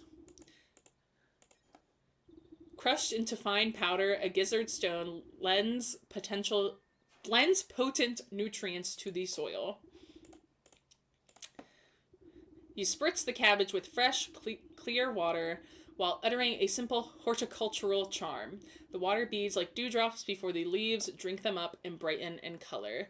Remember when we tried the oysters and we said we were going to get paid for it?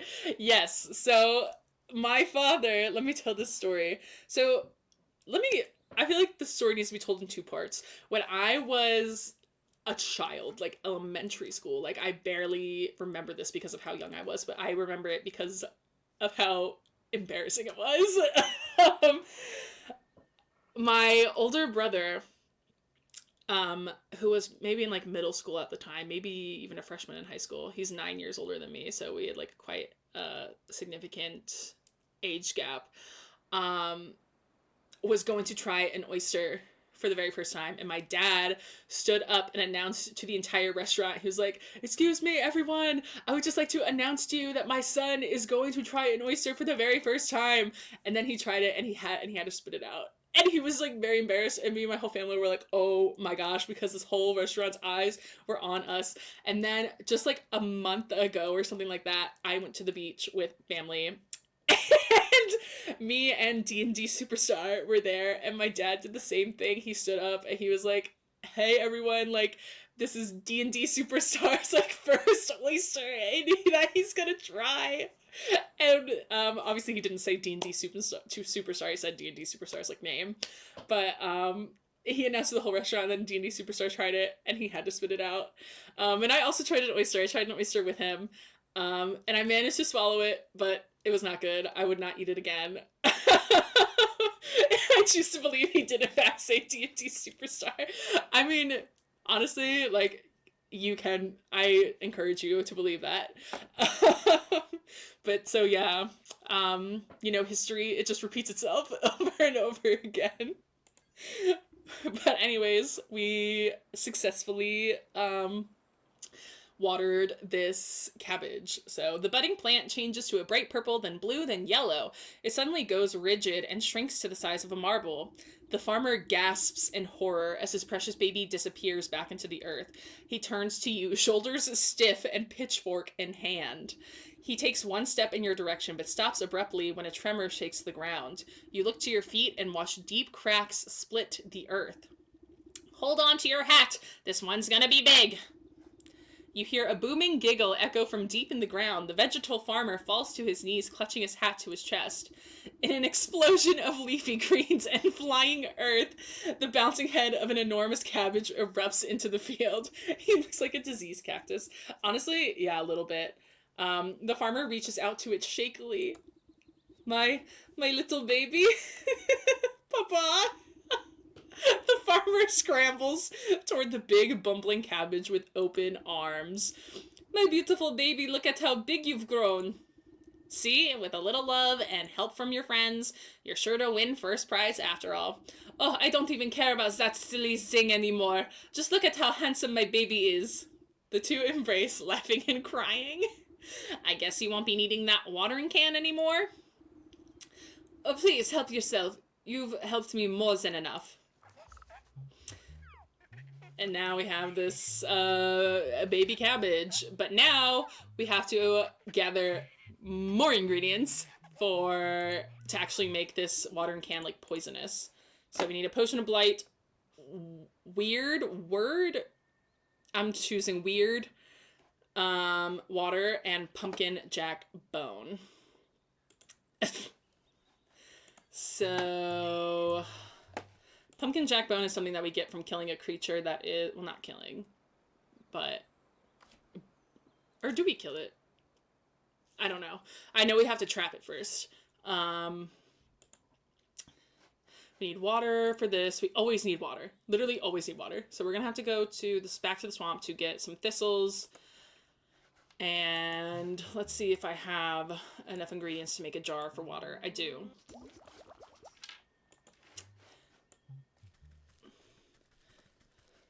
So let's go get some water. Speaking of water, I'm gonna need to take a water break in just a second because of all these voices, that German accent.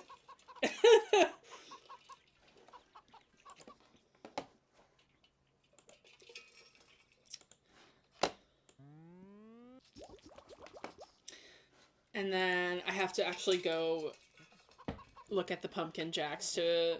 Wait, hold on. No, I remember... Okay, yeah, I don't have the ingredients for it yet.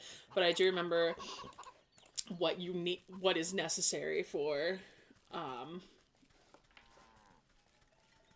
trapping them. But I have to discover the recipe first. So the pumpkin jacks are over here. I really like their design. They very much, as their name implies, they give off like Halloween vibes. So here they are. So we need a snag vine for them. And yep, I thankfully have the stuff to make one. Did I make it? Oh no, I think I just made 2 sewing kits, but that's fine. I will probably need another sewing kit in the future anyway, so. And then we chop them. Go, chop them, go, chop them. Okay, yeah, we do kill them. R.I.P. And now to the swamp for some thistles. I really wish you could harvest like these sunflowers because they're so pretty, but they are not an ingredient. Let me see if you can do anything with them. No. Pheasant. I wonder if you can trap the pheasant. But I will... Perhaps I can puzzle him somehow. What does that even mean? What do I have that could possibly be puzzling? I don't think I have anything that could be puzzling. Maybe it's something I haven't figured out the recipe for yet. Because I am interested in seeing if I can mess with the gnomes in any way, just because, I don't know, I guess I'm mean. I guess I'm mean and think it would be funny to mess with the gnomes. But for now, let me find the portal to get back to the swamp.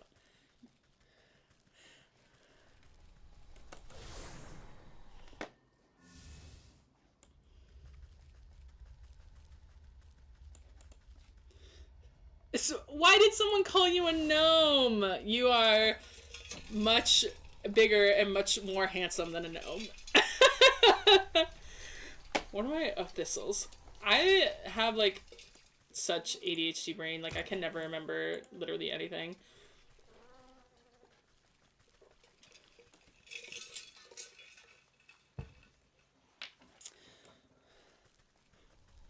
There's a thistle right by this guy, but he's gonna, like, freak out and try to attack me. Maybe I can get it, like, really fast.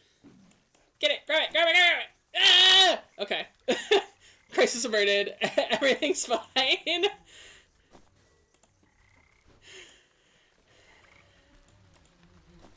And I know there's more thistles up here by the dragon. Which, the dragon we will have to put to sleep eventually to get one of his teeth for a different mission.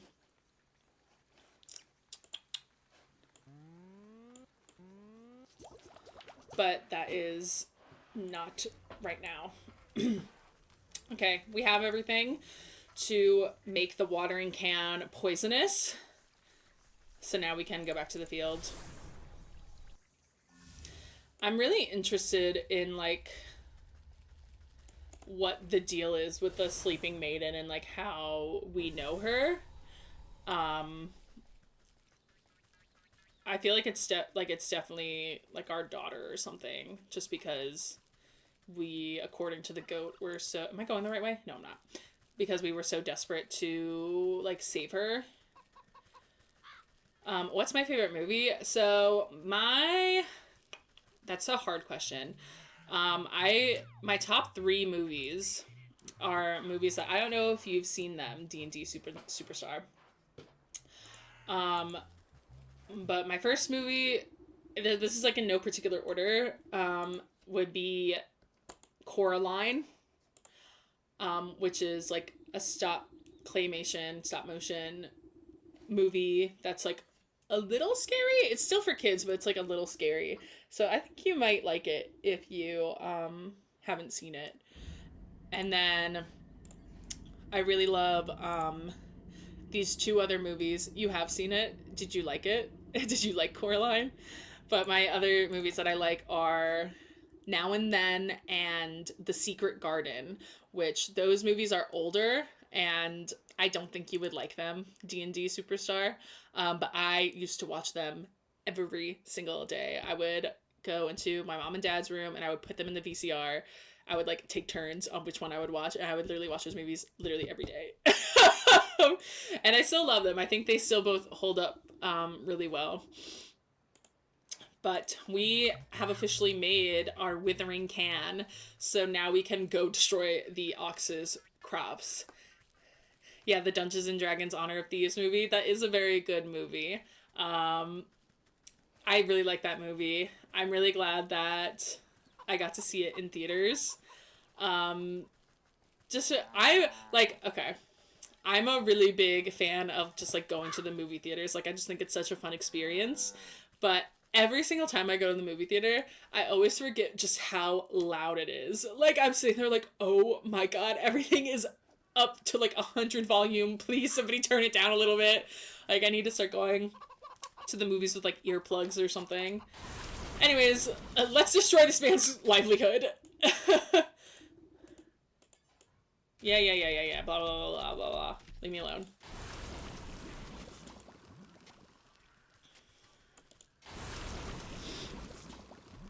And no, all his crops are dead.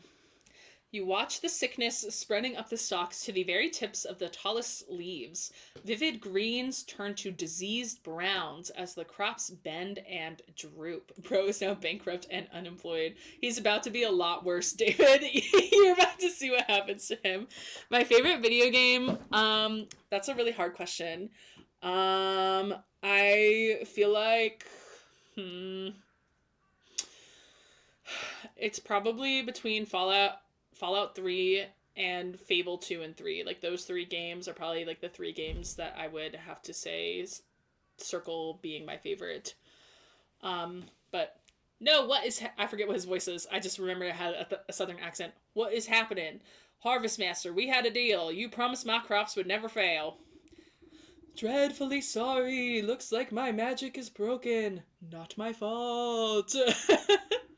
The ox throws himself to the ground, desperately raking the soil with his fingers. Wait, let's make a new deal, please. I sacrificed too much for this. A new deal? What is your offer? Anything you want. Just bring my precious crops back to me. Baldur's Gate 3. I do plan on eventually streaming Baldur's Gate 3, maybe with a guest star, potentially, but I think D&D Superstar already knows a little bit about that. Oh, Blackberry Possum, thank you for the follow. Welcome. That's so exciting. I hope you're enjoying the stream. But, oh, I forgot. I almost did the southern accent for him, but he's the Return the Slab guy. Anything, this is acceptable. Oh, thank you, Blackberry Possum, for welcoming me to streaming. Worm-like roots suddenly wrap around the ox's feet and begin dragging him into the soil. Wait, I didn't mean... Yep. So, yeah. He's bankrupt, unemployed, and now he's, I don't want to say dead, but, like, kind of. The dust settles over the spot where the ox once stood as if nothing had happened. Though the soil looks barren and diseased, a small sprout of leafy green catches your eye. So we have successfully captured the ox's soul. Well, yeah. Where the ox once stood, a green tendril has pushed its way through the earth. You watch a delicate blossom unfurl, revealing a stubborn, hard-shelled seed. The soul of the ox. So, we've completed the ox quest. So, now I'll probably do the snake. Just because we already, like, started it. So, we found the shard in the forest pixie's tree. Now we gotta go to the forest well to find the shard, which I think to get that shard we need this meat, which we can almost make. We need oh, I forgot that the ox's family gets set free. Is this gonna be a full game stream? So I probably will not finish the game tonight. I will probably play for another 1 to 2 hours, which I might be able to finish this chapter in that time, but I won't be finishing the whole game tonight. So the ox's family. Standing at the front gate, the ox's missing wife and son blink in confusion as if they had just burst forth from the earth itself. Ma, what happened? Also terrible southern accents for them. Welcome back. I suppose you don't remember much. He really did it, didn't he? That stupid festival prize was worth more to him than us. Where is he? Where is my husband? Don't fret. I've already set things straight. He won't be troubling you again. And you've got this nice fertile farm all to yourself now. Except I literally just doused all the crops in literal poison. So I don't know how fertile this farm really is. My son and I worked ourselves to the bone for that horrible man. Thank you for lifting this curse.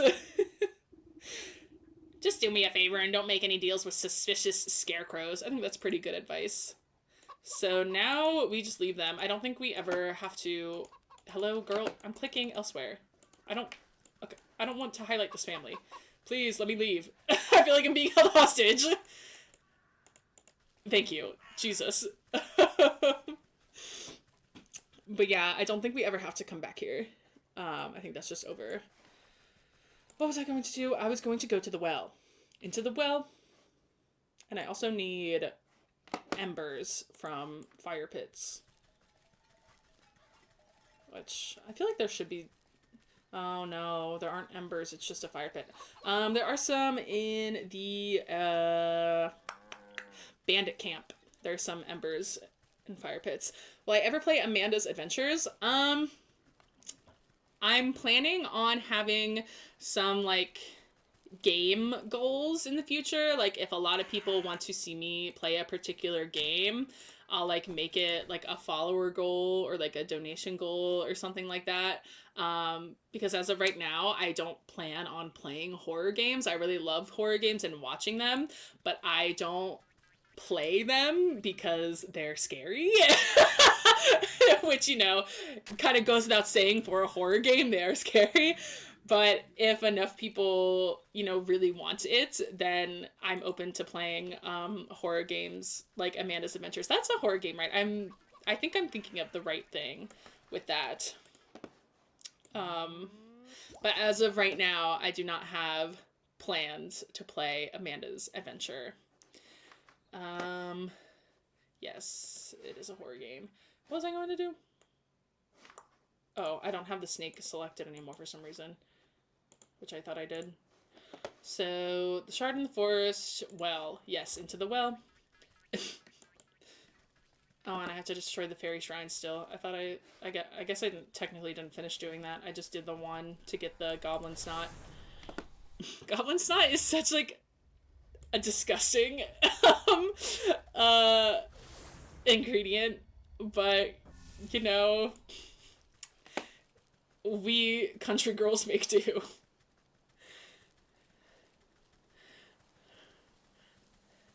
It's, like, really hot in this room. I need to turn the fan on, but I don't want to leave my chair. Unfortunate dilemma.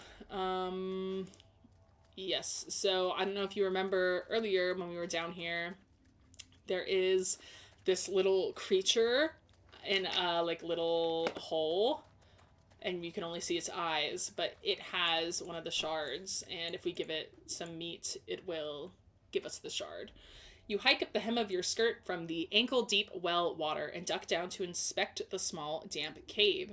A pale shape quickly retreats farther into the dark space. You hear the labored breath of some pathetic thing, frightened and alone. Hello there. Don't worry, I won't hurt you. Bloodshot eyes blink nervously up at you. I feel so bad for whatever this thing is. I wish it would, like, come out and we could, like, be friends, but so far, it hasn't come out, as far as I played in the game. But maybe it will eventually in the future. I hope so. The creature gazes longingly at the light of the world above while simultaneously cowering from it. Poor dear, what are you doing down in this hole? I bet you're hungry, aren't you? Two thin, malnourished arms twist out from the crevice. One hand tightly clutches a shard of glass while the other hand reaches out to you, begging for food. And now we give it the roast beef. Or roast beast, whatever it is. The creature snatches up the meat so quickly that you nearly lose a finger. It scurries back into its little crevice, and you hear a satisfied munching from within. And now we get one of the mirror shards. And now we can destroy the rest of the fairy shrines in the forest to get the mirror shard from the pixies. If I remember correctly, one of them is guarded by a dryad, and another one is guarded by a dog. So, Song of the Snake. Yeah, there's one. Okay, I think this is the one that we already got. So, let's go get the one that's over here. Do you know when you're going to be able to play Fable? So, if the controller thing that I got will work. Also, yeah, we literally just set this thing on fire. If the controller thing that I got will work, I should be able to play it sometime this week. I am planning on playing the first Fable, because the second and the third one are not on PC, unfortunately. Somebody please get them on PC. Adding arson to the list of crimes. No! Don't put me on trial. Don't put me in front of a judge. I'm just I'm just a girl. Like, I'm just a girl in the world. Like when Stefani said, there's nothing that could be done about it. Like, but I am planning on playing Fable soon. Hopefully the controller connector thing that I got, I already went this way, thing that I got will work, and I will be able to play it successfully. I never completed the first Fable. I only completed the second and the third one. Okay, I'm hoping I can just like kind of like sneak by this dog to get that. Leave me alone, leave me alone, leave me alone, leave me alone. Kick it, kick it, kick it, kick it. What do you mean you need to deal with the dog first? The dog wasn't even bothering you. Fine. I have to put the dog to sleep. And I need to get water. I always need water. I never not need water. And I have to get clay. I could just get clay right now from these rocks.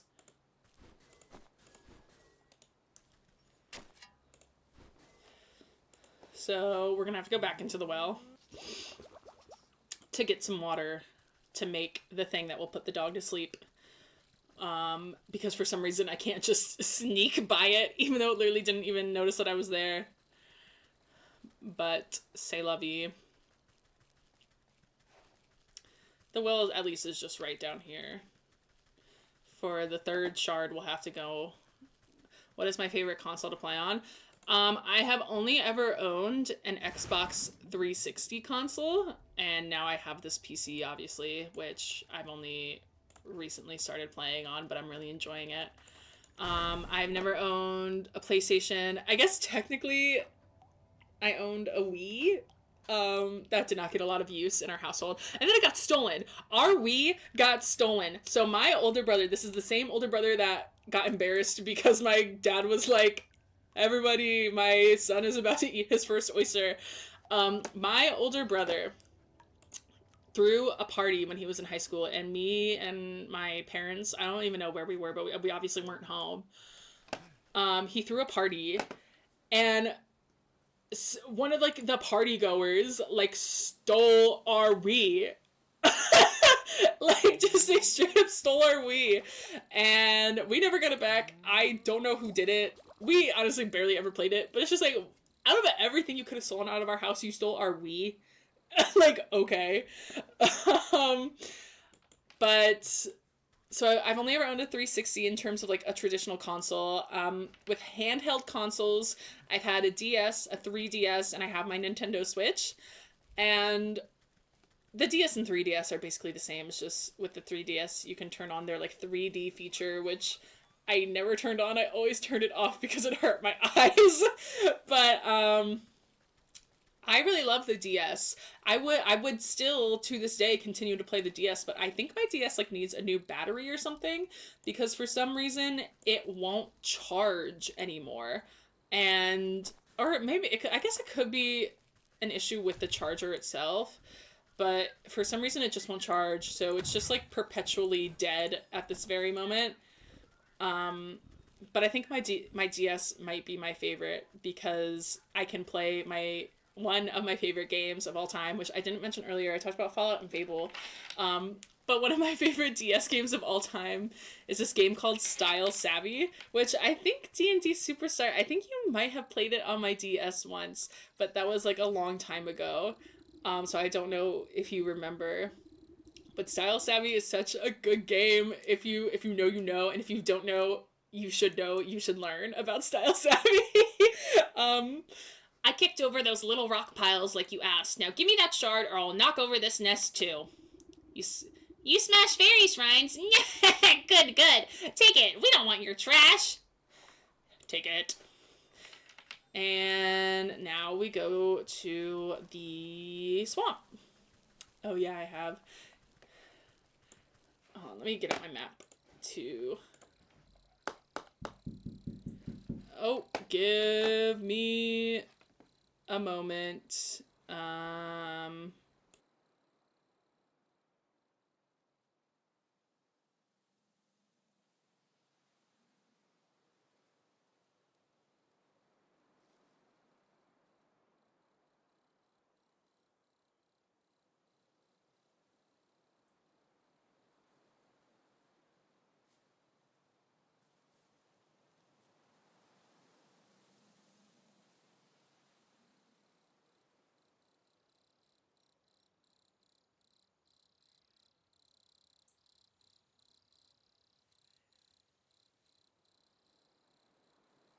Okay, I'm back.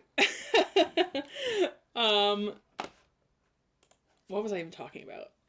I think I was talking about getting to the portal. Okay, so if we go down and to the left.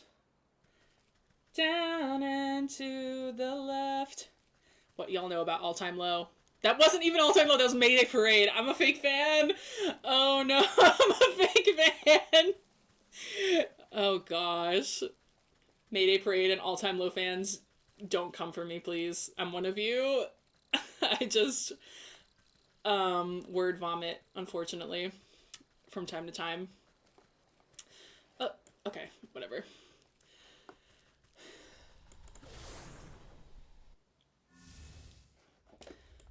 So now we gotta go to the swamp, and I do remember where this shard is, but I don't remember what we have to do to get it. Like, I know we're gonna need some ingredients to make something.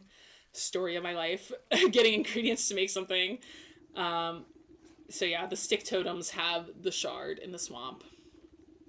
These animated wooden effigies seem engaged in a ritualistic dance. They march in stiff patterns around a reflective piece of glass embedded in the soft ground.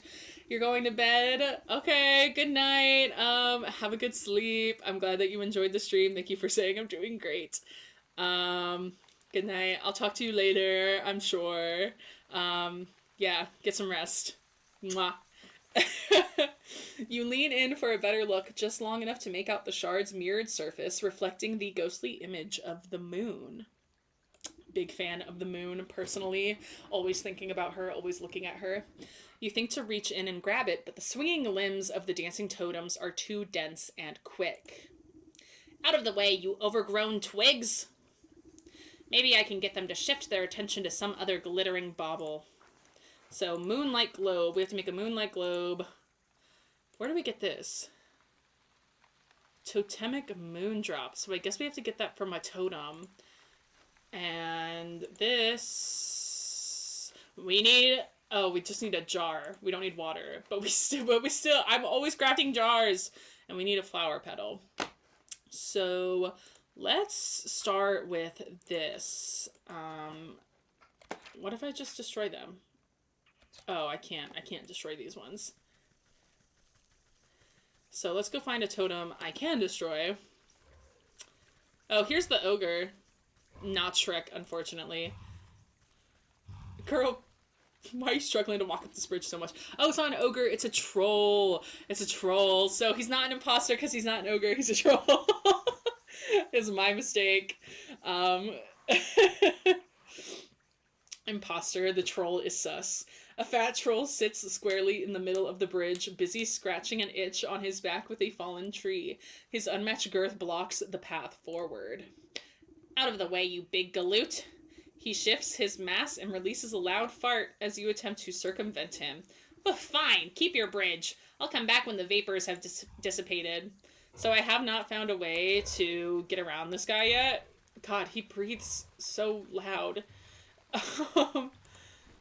But for now, I'm not worried about him. I'm worried about you. Oh, he needs a snag vine as well. So... Oh my gosh, I don't have enough of them. Do they grow in the swamp? I feel like they must. They must. They do! Okay.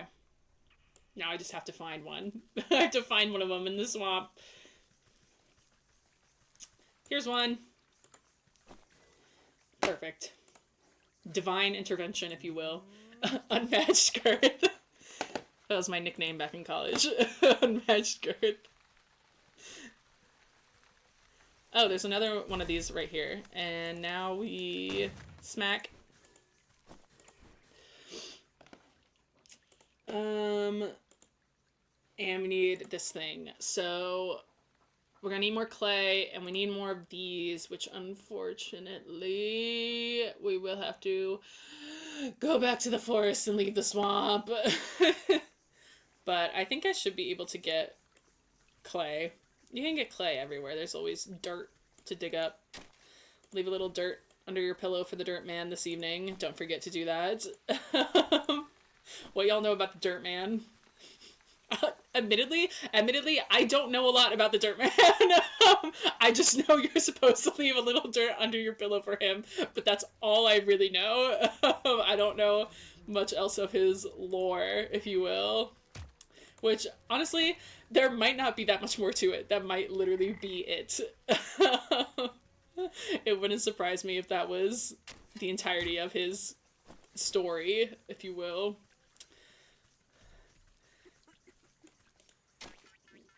No embers. I always am in need of embers. I'm always in need of embers, clay, and water.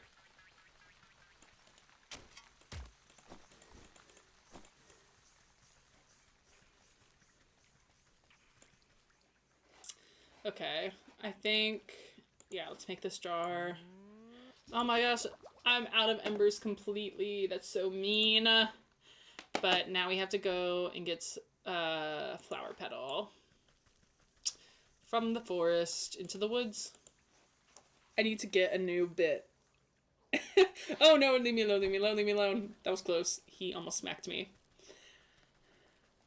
Or maybe I don't need to get a new bit. After all, that is the point of a bit. But,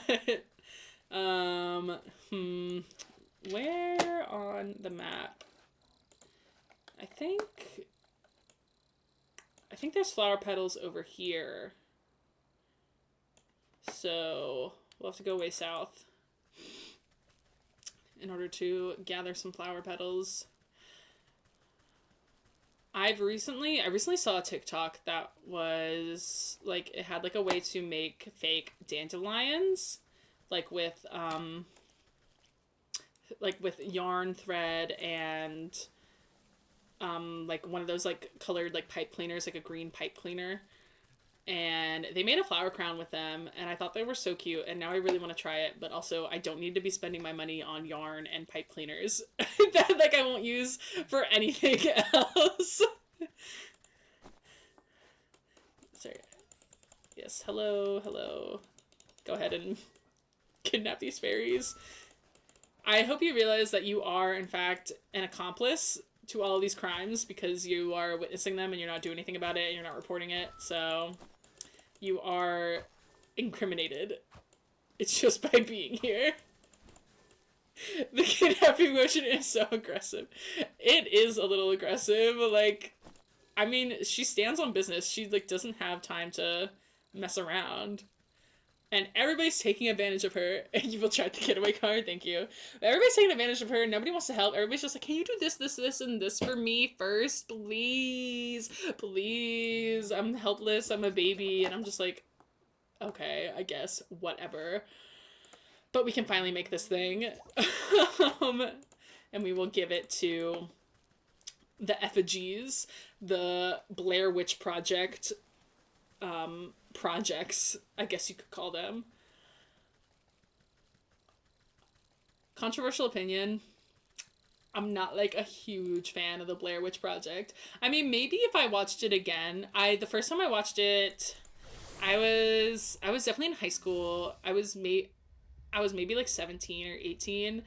And I just thought it was boring. I was like, I'm bored. But maybe now that I'm like older, a little more mature, not that by that much, but maybe I'll like have a new appreciation for the Blair Witch Project. But yeah, as of right now, I'm not a huge fan. Changed my mind about the Blair Witch Project. A complete coward with horror. It's like, I mean, I don't want to say it's not that scary because again, like, it's been a really long time since I've seen it, but I mean, like, it has, like, good tension, but it kind of just feels like that tension builds to nothing, and eventually, like, you can only build tension for so long, you know what I mean? So, like, eventually there's got to be, like, at some point, like, tension, and then something happens. But the Blair Witch Project is just like tension, nothing's happening, okay, hello? Like, what's going on? But again, I haven't seen it in several years, so maybe if I tried it again, I would change my mind.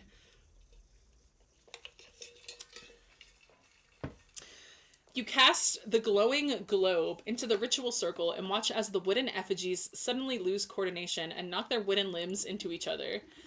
They're kind of cute, though. I don't know why, but I think they're kind of cute. You take the opportunity to slip between their tall frames and snatch the mirror shard before their frenzied dance begins anew. So we have all the shards that we can take now to the Weeping Maiden. God, his breathing is so loud.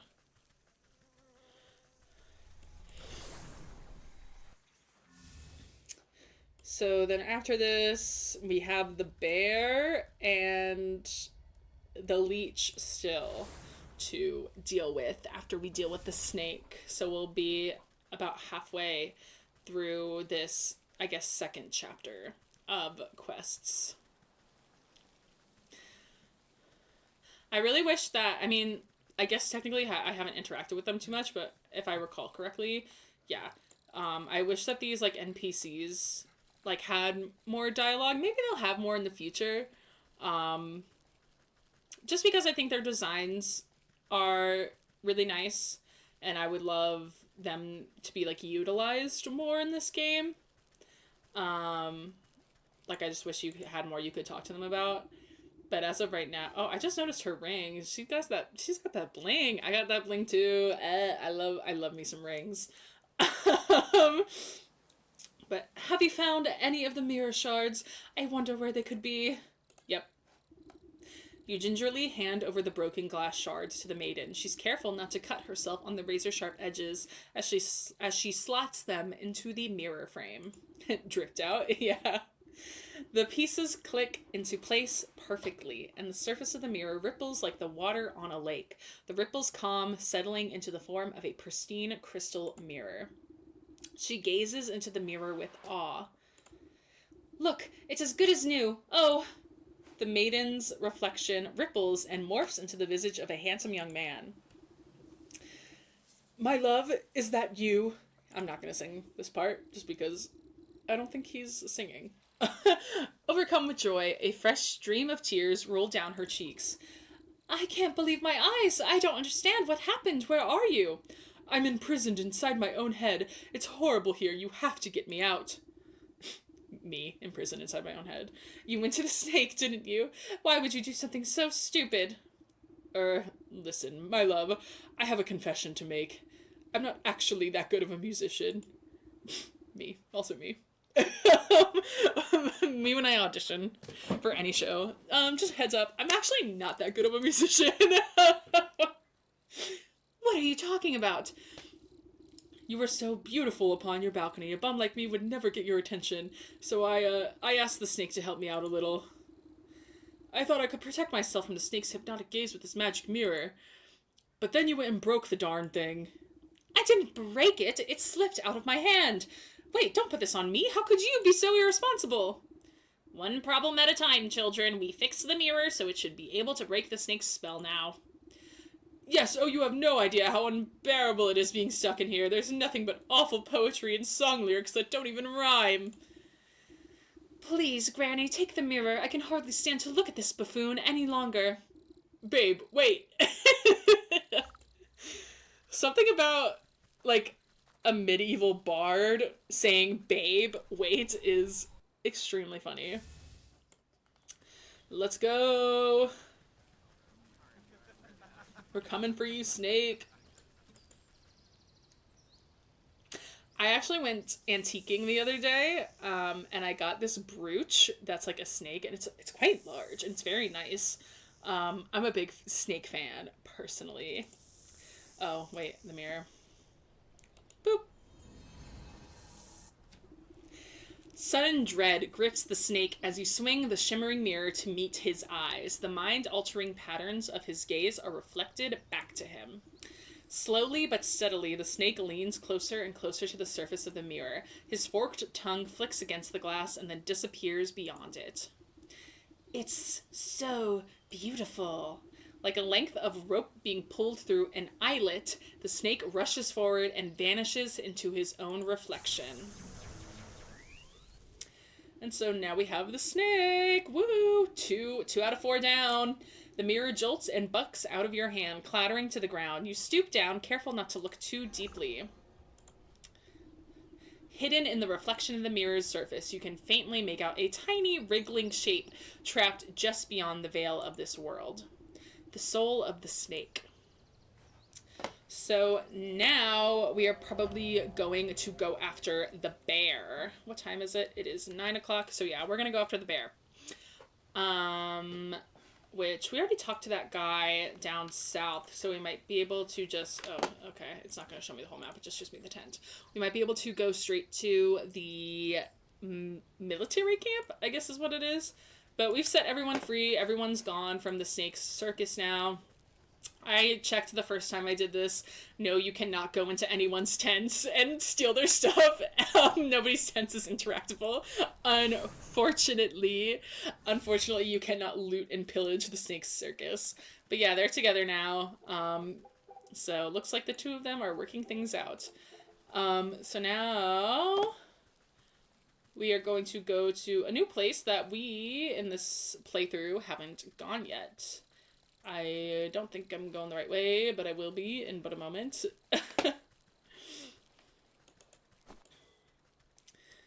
They draw the line at stealing from empty tents, but not stealing souls. Yeah. She respects, the Granny Witch respects the privacy of these individuals who aren't even there anymore and will literally never come back. But she's totally fine with gathering the souls of these people. So we've got Dingus, and I think the other one is Dongus, if I remember right. Hey, where do you think you're going? Yep, Dongus. Yeah, no one but us soldiers are allowed inside the Lakeshore camp. Get out of my way. I have urgent news of your quartermaster. Iconic. I need to speak with your sergeant. Well and truly they are. Urgent? Only thing that's urgent is the line for the latrine, or if the captain hasn't had his drink. That's right, Captain Bear is in a right foul mood. You can't come in unless you want a good thrashing. I'm sorry. Dingus and Dongus are just such stupid names, I can't get over it. The guard almost has to shout over the clattering din coming from inside the camp. Okay. You heard him. It's dangerous in there. You wouldn't have the heart to let a frail old granny like yourself near that beast. One guard turns to the other with a conspiratorial shrug. Yeah, but who are we to say what's good for her health? Oh, yeah, you're right. We might be convinced to look the other way if we was fairly compensated. Right, fairly compensated, of course. We'd be sticking our necks out after all. Sure. I don't have any use for this gold. I steal what I want. I steal what I need. And if I don't get it, I burn it to the ground. You carefully press 3 heavy gold coins into the palm of the waiting guard. There, I expect you two can divide them evenly amongst yourselves. Right, 1 for you and 2 for me. What? You mean 2 for me and 1 for you? I'm the one who does all the real guarding around here. You still owe me for that game of dice you lost. You cheated me. Give me them coins.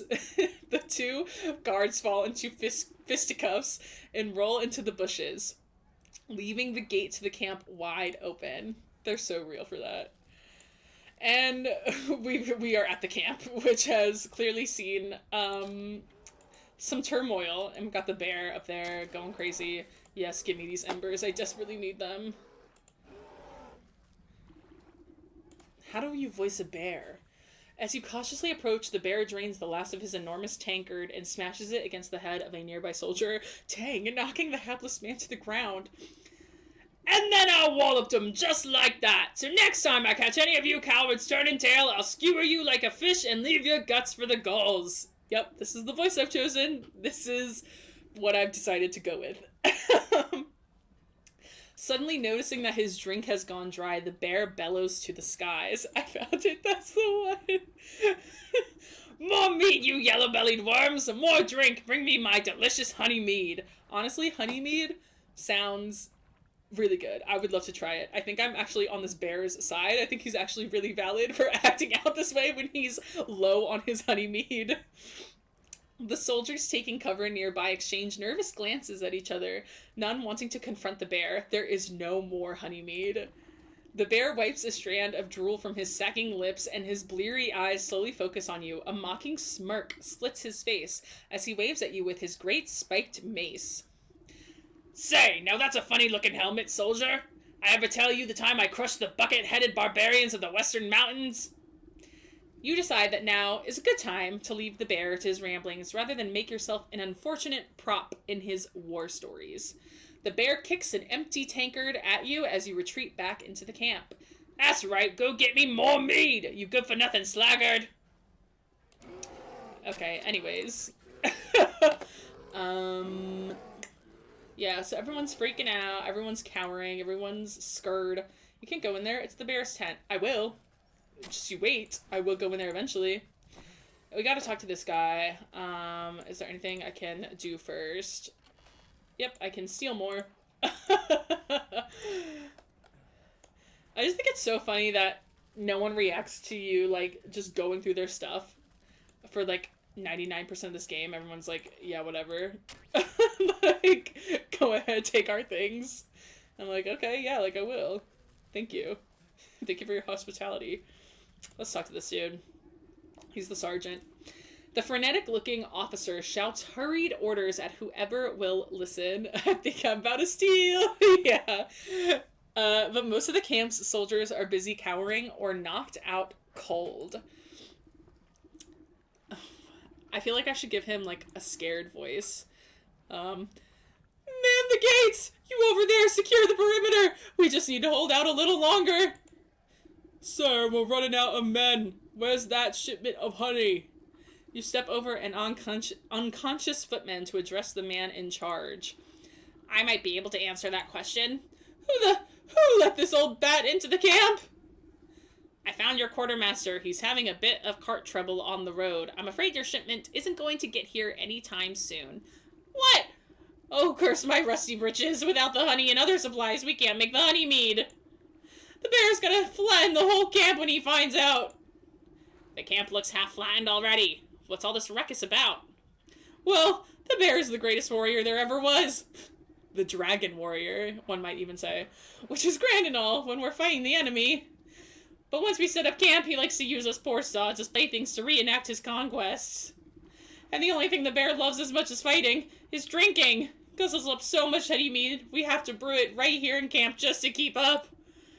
He points to a squat-looking device tucked near some tents, a portable brewery. Without that shipment of ingredients, I don't see how we can ever calm the bear down. He'll smash us all into paste before the sun sets. Let me take a look at this brewery of yours. If the bear is so in love with brawling and boozing, then perhaps it's about time he received a dose of his own medicine. You inspect the brass contraption, a tank here, a hopper there. The bitter smell of alcohol is infused into the well-worn metal. Despite the needlessly complicated dials and tubing at the end of the day, the brewery is really just a fancy cauldron. This seems simple enough. I should be able to concoct just the potion for your troubles. The rattled sergeant shrugs his shoulders at you. Sure, if you think it'll help, but you'll need to fuel the darn thing first. Our supplies are a mess, so you'll have to figure it out on your own. You open up the brewery to inspect its complicated innards. So we've already got some twigs. And we need 5 jars of water. It's always the water. We always need water. And a cinder box. And this, I think, is just to get it running. And then we have to actually make the mead itself. And then, so we gotta trap a squirrel for that.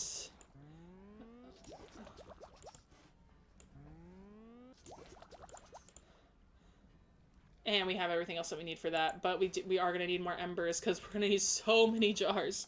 We're going to need 5 jars. So, gonna start collecting some clay and some embers. Cause dang.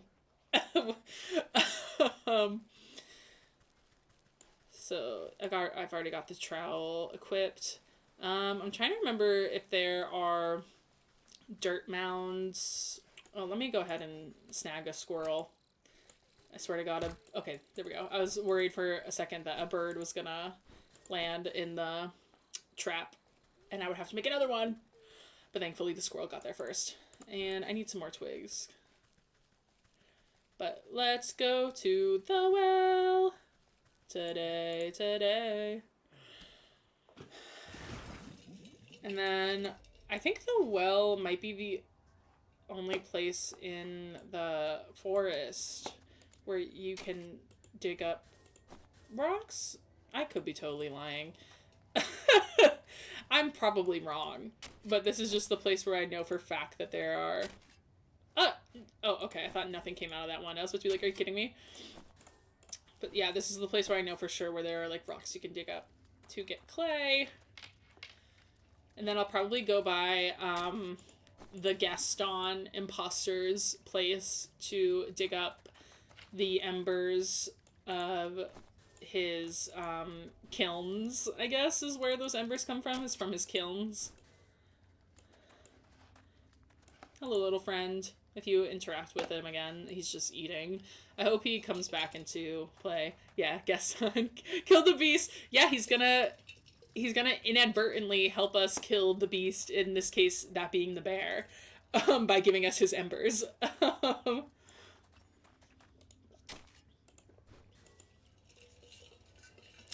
Honestly, that is my favorite song from Beauty and the Beast, is the mob song. Disney always gives its villains the best songs. But recently, I mean, it could just because I'm an adult now. I feel like their villains are just, like, not as good as they used to be. Like, they're just not as, I guess, scary or intimidating. But again, that could just be because I'm, like, a literal adult. Get away from me. Leave me alone. Don't come over here. Don't come over here. Why are you coming over here? Okay. I'm leaving, queen. I understand you're just guarding your property. Let's make this first. And then we're gonna need 5 jars. So we're gonna need more clay. But I think we will have enough embers. 3, 4. So yeah, we need more clay. I think they toned down the villains a lot. Oh, yeah. Yeah, for sure. Even, like, their simple villains, like, I mean, not simple, but more so, like, I guess, less supernatural. Like, Lady Tremaine, Cinderella's stepmom, like, she's intimidating. Like, she's a scary lady. But, you know, I mean, I'm definitely not the first person to say this or, like, have this thought. I think part of it is also because of the uprising of the twist villain. So the villain doesn't get, like, a lot of development as a villain or a lot of time to shine as a villain, because for a lot of the story they are portrayed as a good and or neutral force. But, you know, it is what it is. Okay. What am I making? I completely forgot what I'm doing. Oh wait, I need... Why is the quest not tracking? Okay, yeah, I need 5 things of water, so I can just get that over here.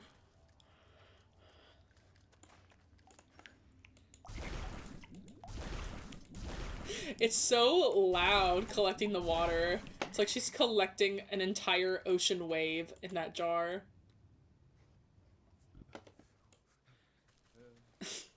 That man needs some, like, I don't know. He needs some Xanax or something. He is stressing over that well. He does not stop. Let me make sure I'm going the right way. I was not. I was about to go down when I need to keep going up.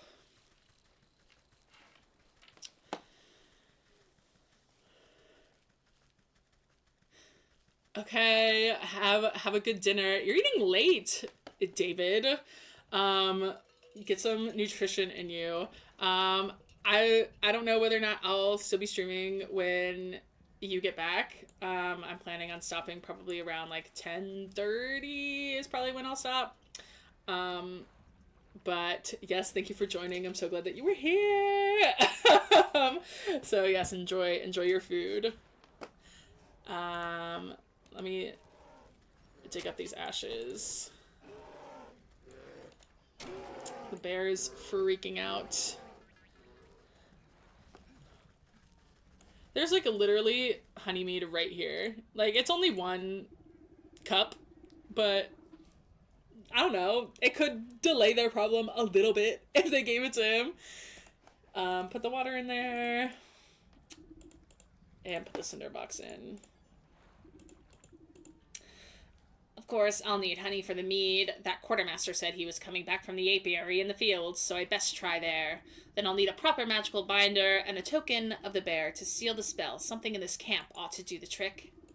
The frothing basin of the brewery stands ready for the right ingredients. So this and this we have to get from certain locations, and this we can actually craft. So let's check the ingredients for that. So we're gonna have to go kill some bugs. We're gonna have to go snatch some bugs up to get bug ichor. And I'm probably gonna go to the fields first. Through the open tent flap, you catch a glimpse of pillaged trinkets and treasures scattered about the spacious interior. You surmise that one of these precious objects might contain enough magical essence to use as a token of the bear. Your eyes have only a moment to linger upon the giant fur-lined bed. Now, hold on a second. He's a bear and he has a fur-lined bed. That seems a little strange. That seems a little off. It seems a little weird. But maybe it's his own fur. Maybe he's, like, upcycling his, like, winter coat or something. I don't know. Maybe he's environmentally conscious, unlike us, who is literally decimating all of the animals and bugs and plants for our own gain. But a hand pulls the door flap shut. The sergeant gives you a disapproving glare as he ushers you away. Hey, you can't go in there. This is the bear's personal tent. You know the kind of hell that would break loose if he finds out someone's been snooping? Don't worry, I'll be careful. It seems like your men are keeping him distracted anyway. You glance over at the bear as he tosses aside a soldier like a sack of potatoes. No way, no how. If you think this is bad, just wait until he finds out there's no more honey mead. If you're so afraid of that stomping brute, why don't you just slip away into the night? Surely it would prolong your life a little. And abandon all my friends? We soldiers gotta stick together. It's our only chance. If only there was some way to stand up to the bear. A thought seems to cross the sergeant's mind as he notices the potions and baubles hanging about your belt. Say, you're good with magical doodads and what's-its, right? What if you made me some kind of protective charm or talisman?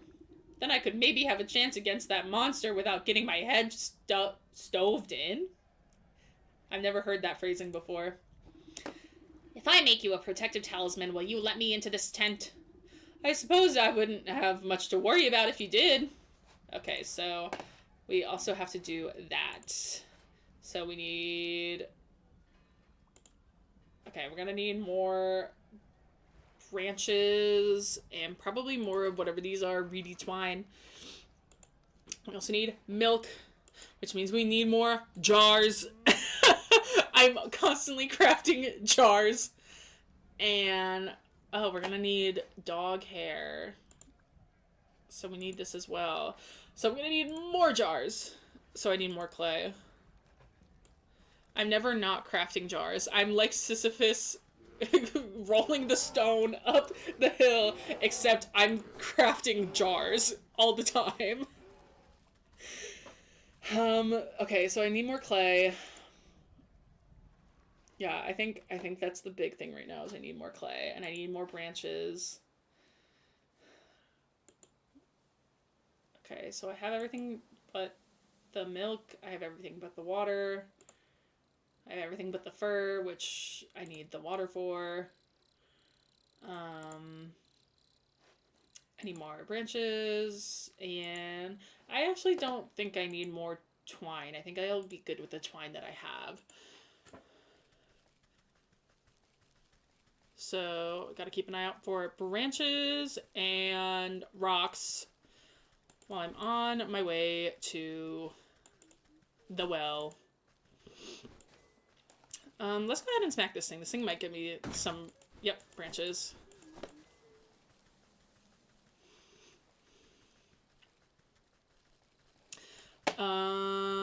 Yeah, I'm gonna risk it. I'm gonna sneak back into this man's home.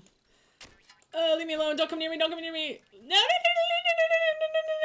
I'm not doing anything. I'm not doing anything. Stop following me. Okay. that was a little scary. I wish I could go into that man's house and see what's in there, but that is not an option.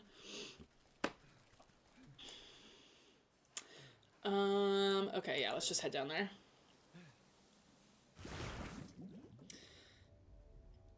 Wait, why did I come down here? Oh, clay.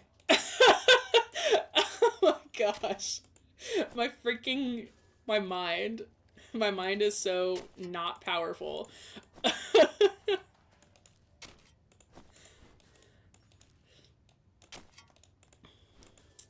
Okay, I think we have enough to make another jar. And then we can get some water right here, but we will have to go back to the fields to get some milk. Can I make anything this very second? I think I can make this. Yep. And then I can make this and go put the dog to sleep. Not bad phrasing. I can go encourage the dog to take a nap. And I'll cut its fur so that it won't bite me while I'm gathering its fur.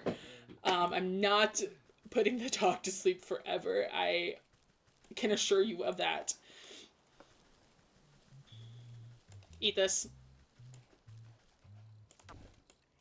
See? He's snoring. He's fine. Oh, it's kind of cute the way it snores.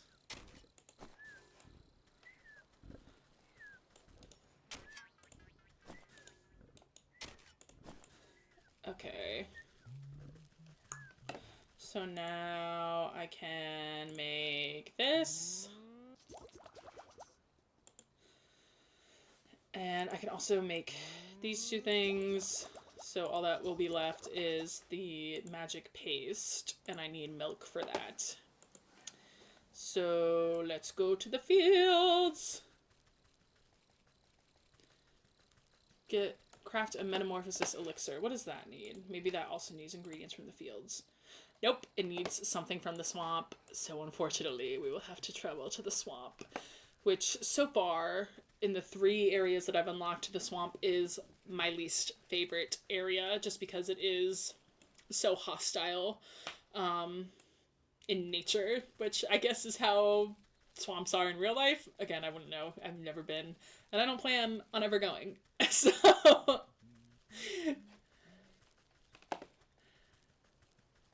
where's the cow? Okay, the cow's down here somewhere. There she is. Thank you. Thank you for your service.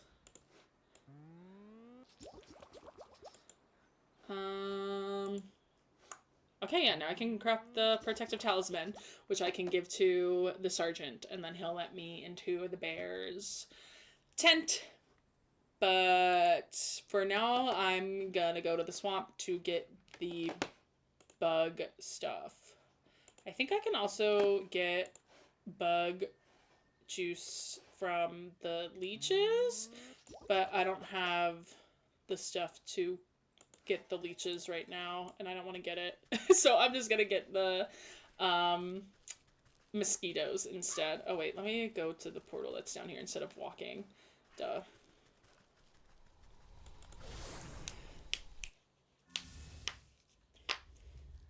Sorry if anybody gets triggered by like knuckles cracking. It's one of my habits, is cracking my knuckles. Okay. Get him. What? I can't believe he... I totally smacked him before he smacked me. Now I have to... I mean, I guess I don't have to use a health poultice, but I like being at full health, so... This. I was like, literally, what did I do that for? Duh. So... Now... I guess I'll go to the field first to, I should have done it when I was down here, but I completely forgot that I have to go to the apiary, which might not be saying that word right. But yeah, I have to go to the apiary, which I think is just a fancy word for beekeeping place. That's the Oxus farm. Okay, the apiary is up here. Yeah.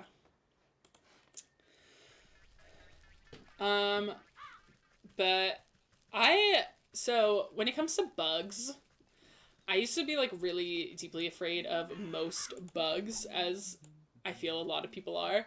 But for some reason recently, I've become kind of chill with bugs. I think spiders are pretty cool.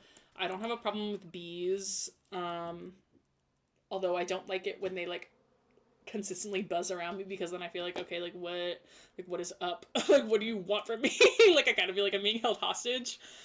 But I actually think bees are like really cool. You know, I follow that lady on TikTok that let me learn how to speak. I follow that lady on TikTok that's like another day of saving the bees, and I don't know, I think it's cool. What should his voice be? Heidi-ho, I'm afraid we're closed for the season. It's basically just my voice, but more excited, I guess. Closed? But I need some of your honey right away. Sorry, our supply was cleaned out just a little while ago. Funny little man with a cart, you just missed him. Yes, I've met him. He's the quartermaster for the bear, but he had a bit of an accident on the road. I need to collect some more honey for the lakeshore camp. The bear? Well, that explains why that quartermaster purchased so dang much. I heard that lumbering bully would steal the nectar from a larva if it suit him. My poor bees have already worked themselves half to death for that order, and they don't have any honey left. I wish I could do something to help you, but the only honey left in the entire apiary is Her Majesty's personal reserve. Her Majesty?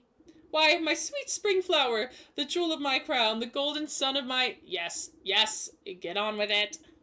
My beloved queen, she's as lovely as she is wise, and resides over her flowered kingdom. A shrill voice pierces the meadow and sends chills down your spine. Okay, shrill. Slave, where is my dinner? I order you to bring me the finest sunflowers. Right away, my love. It's kind of weird that he's in love with this bee, but okay. And make it pretty this time. I don't want another one of your dandelion bouquets like some common wasp. Yes, my sweet. I think I had better have an audience with this queen myself. So the bees, I believe, will attack us. Yeah, it says generally well-mannered, but can be quite hostile when irritated. So I do believe that if we get close to them, they will try to attack us. So we will simply have to try to avoid them. Yes, give me that pot. I make so many pots. I will happily take that. Oh, give me this flower. Don't. Okay, that bee is about to attack us the second I'm done this dialogue. And it's really unfortunate. But I'll leave your stream on. Looking for...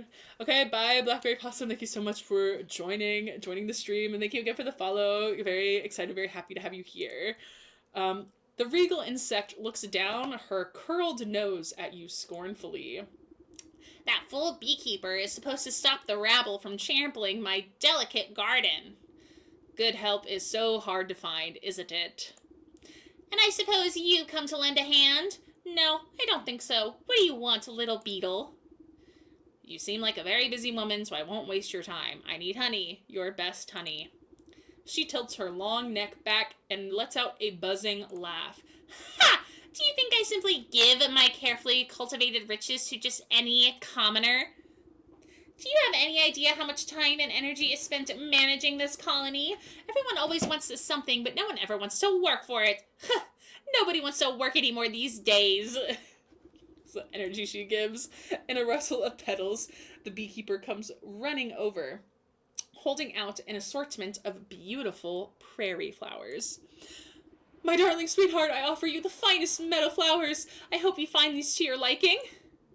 Is this marigold? You wax-brained fool. You know I despise this stuff. How many times must I repeat myself? Get out of my sight, all of you. My love, I have wronged you. Let me try again. You follow the beekeeper a short distance away while he busies himself picking more flowers. She seems to be in a foul mood. Does she always treat you like this? Well, yes, but it's really usually my own fault. Sometimes when she really gets her venom up, a little bit of smoke and soothing herbs calms her right down. I am completely losing what his voice is. I don't remember what I originally did, but oh well. Smoke, you say? I'm sure I could come up with something to even out her mood. Royal incense recipe. Don't sting me, don't sting me, don't sting me, don't sting me. Okay. I somehow managed to get away before I was stung. Oh, dang. And as always, I need more clay. And I'm gonna need more water, but I already have a jar, thankfully. And I can make this now. Right? Okay, yeah. So, I need more clay. And I need to get water. Leave me alone, leave me alone, leave me alone, leave me alone. There should be, rocks in the field.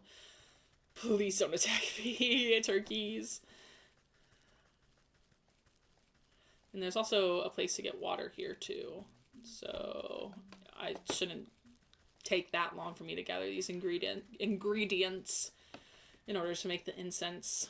I'm a big fan of incense. I have quite a few incense sticks right now waiting to be burned, but I get a little nervous about burning them because I have a cat, and I'm just always nervous about the smoke, affecting her in some way. I'm, really paranoid when it comes to her and her well-being because she's my baby. Her name is Calypso. Right now I have the doors shut and she's not in here, so you guys won't see her on this stream, but I'm sure in the future she will definitely jump up onto my desk and knock over my camera, because she's already done it a couple times when I wasn't streaming. She likes to rub her face against literally everything, so she literally knocked over my camera after rubbing her face up against it. But she is very curious about everything I've got going on here, because it's still relatively new to our home. So, and obviously she thinks that everything belongs to her because she's a cat, so of course she believes that. But she is my baby, and she's right. Everything does belong to her. This whole house is, in fact, hers for the taking and for the destroying, and she can literally do whatever she wants. And I won't stop her because I love her, and she's a spoiled diva queen princess.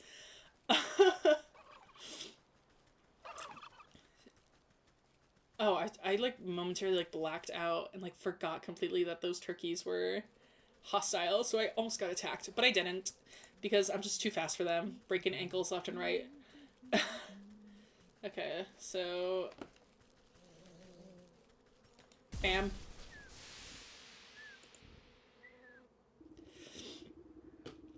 You sneak! Do you honestly believe that your little puff of smoke can... The queen fans herself lightly as the world begins to push and pull all around her. Whew! Does anyone else feel a little hot? Anyways, as I was saying, you can't just... The sparkling sun bears down on the queen like a warm summer's embrace. My, look at all of these beautiful colors. Have they always been so bright? The queen bee stretches her arms across the sea of flowers, brushing the tips of their petals gleefully. She arcs her limbs through the myriad of colors swirling about her head. It's gorgeous! Oh, and what's this delicious smell? Cracking into the waxen walls of her hive, the queen pulls out a golden honeycomb. She proceeds to messily stuff the honey into her face. Delectable! Oh, it's so good, you simply have to try some, my dear. I've never tasted anything so delicious in my life. She offers up a sticky handful to you. Why, thank you, my queen. Ew. Imagining, like, grabbing honey with your bare hands. I don't like that one bit. Can I say anything to you? Nope. Oh my gosh. I have always wanted to try, those honeycombs. It was, like, briefly viral on TikTok, maybe in 2020, like, people just eating straight up honeycombs. And I know it's just gonna taste like honey and, like, wax, because it's just, honeycomb is wax, and I don't think you're actually supposed to eat the actual, like, honeycomb part. I'm not entirely sure. Like, I know it's just gonna taste like honey, and I know what honey tastes like. Like, obviously, like, I've had honey before, but I still desperately want to try one, even though I already know literally exactly what it's gonna taste like. But I feel like the texture experience would be fun and interesting. So gotta make our way back to the camp. I wish there were a few more portals in this game. Like, I understand why they can't have the in-between space completely overrun with, like, so many portals. But I still do wish there were, like, a couple more, like, I don't know, like, fast travel points or something. Just because of all the back and forth that you do have to do in this game. Yes, yes, yes, yes, yes, I know you're mad. Let's go put the honey and the potion in here.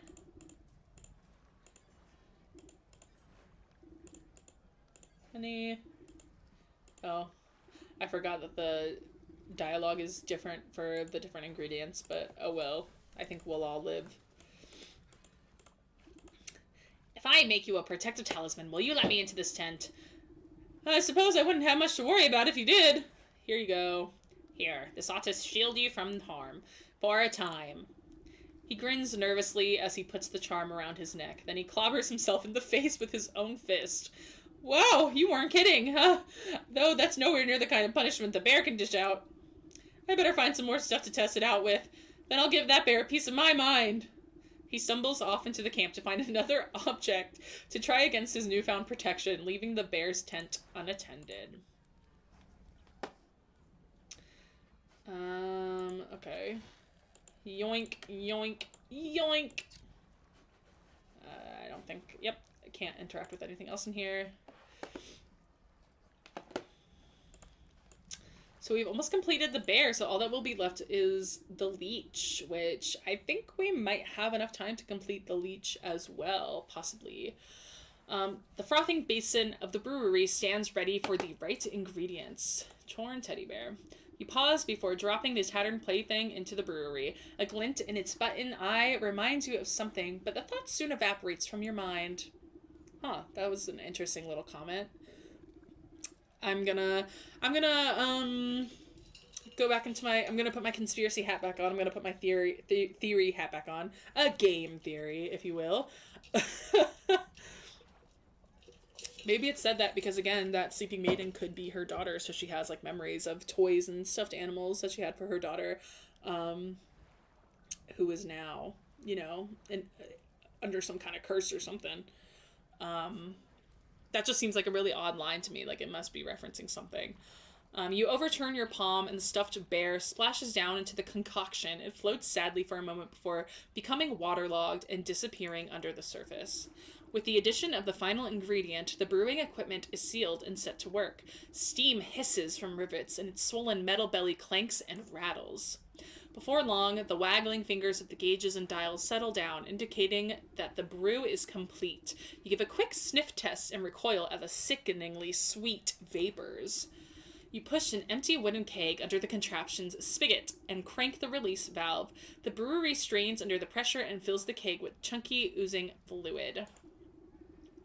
May not be the finest honey meat around, but hopefully that great raging galoot won't stop to notice the difference. Take the keg. Let's go. There you go. Ah, Captain, I brought you more honey mead. What was his voice? The bear swipes up the tankard with his massive paw and tosses the contents into his slavering maw without hesitation. He licks his chops, savoring the peculiar flavor. With a sudden jerk, he bears down on you with suspicion. Say, this tastes kind of funny. What did you do, soldier? It's a new recipe. D&D Superstar, do your parents know that you're awake? I don't want to get you in trouble. I thought you might enjoy something with a little more sting in it. But, D&D Superstar, I don't remember when you left. We defeated the ox, we defeated the snake, and we're about to defeat the bear. Are you just saying yes? I'm watching you. I'm watching you, D&D Superstar. But, rah, you know I hate new things. I'll teach you to mess with my favorite brew, you hayseed.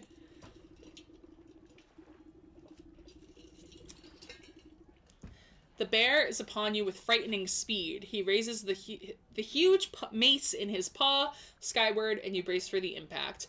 No. What are you saying no to, D&D Superstar? I don't remember what I said. With an equal measure of speed, the sergeant leaps between the crashing mace and your head. You peer through your fingers as a great clang resounds through the camp. The bear roars furiously. Oh, your parents know that you're awake? Okay, if you say so. As his blow is magically repelled from the sergeant's talisman, the mace goes spinning out of his paw and falls into the lake with a great splash. He gapes, dumbfounded, as the sergeant stands before him completely unharmed. Ha! That'll teach you to pick on us, you big oaf! This has been a long time coming! The sergeant wags his finger at the bear. Who do you think you are, huh? You think you're so big and tough with your fancy feather hat and your big honking club? Well, look at you now! The camp's soldiers gather to witness in stunned awe. Miraculously, the bear seems to shrink in the face of the sergeant's onslaught. If it was up to me, you'd be dishonorably discharged for disorderly conduct. You're a disgrace to the uniform. You're no captain of mine. With fear welling up in his eyes, the bear shrinks and shrinks until he is reduced to the size of a small cat. And another thing, what's happening?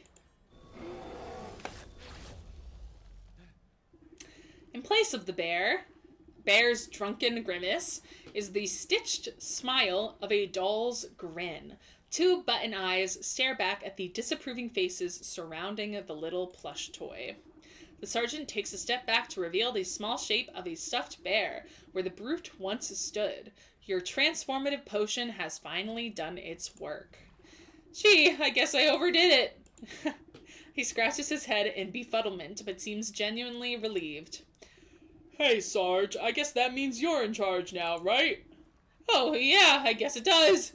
Well, what are you all standing around for? The camp's a mess. Let's get to work.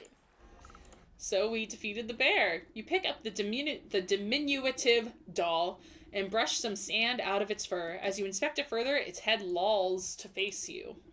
Far within the glassy surface of its button eyes, you can make out a tiny crimson flame, the trapped soul of the bear.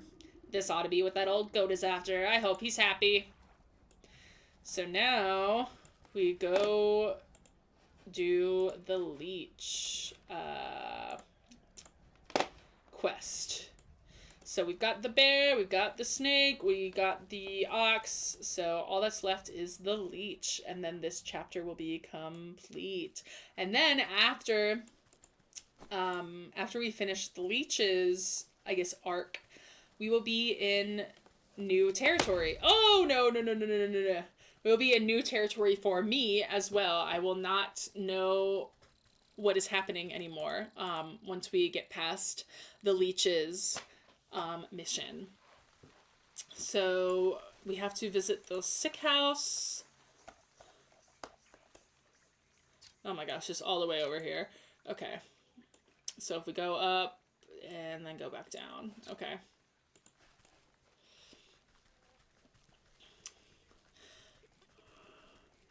Hi, lady. We're gonna go check out, I don't know if y'all remember, but way earlier when I first visited the swamp, she, like, stopped me and told me her story about her husband.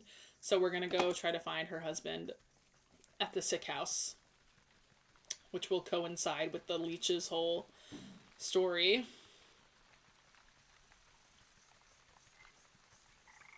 I do wonder if our character is like she has to be something other than human just because of her like four glowing eyes behind the helmet and also her little like bird legs. And I don't know if like these are, I mean, it looks like a cape from the back, but from the front and from the way it moves it looks like wings. So I'm just like, what is she? I'm really hoping that we see her without her helmet at some point. Nurse, okay. Hold on now, the sick house is full to the brim and festering with disease. Don't you know there's a deadly plague going around? A plague, you say? This is the first I've heard of it. Oh, it's terrible. It affects the young and old, the healthy and infirm alike. We're so swamped with patients I can barely catch my breath. She might be an... oh gosh, how do you say that word? I know what you're saying, but that isn't how you spell it, and I'm trying to remember like how you actually say it. I think it's Aarakocra is how you say it. I guess she like could be an Aarakocra technically. So what are you doing out here? Shouldn't you be inside tending to the ill? We've just got so many bodies piling up. Someone has to bury them before they spread the sickness further. She drops her voice to a whisper, looking ashamed. It's gotten so crowded, I've even had to dump some in the swamp. That seems unethical. But don't worry, the leech is inside working her miracles on the other patients. They couldn't be in better hands. The leech? That's the doctor of this place? The best in the land. I don't dare think about how much worse it would be without her skills. I need to speak to her. I'm checking up on someone who came through here. Sorry, I cannot in good conscience allow a person of your, years to enter such an infectious space without proper inoculation. I think that's how you say that. But with all the patients, we're low on medicine, and I'm afraid I don't have any to spare. Bah, what's a simple booster shot made from anyway? There's plenty of medicinal ingredients right here in the swamp. I'll go get them myself. Well, it's a pretty basic prescription. If you bring me the components, I'll be able to mix and administer it. Then you can go inside. I'll need 3 milligrams of bug ichor extract, 5 grams of toxic thistle powder, and some lazy grass to numb the pain. Ugh, I have to go get more lazy grass. I thought I had enough, but I don't, so we'll have to go back to the field. Okay, bug ichor. So, do I have... oh my gosh, I have so few things.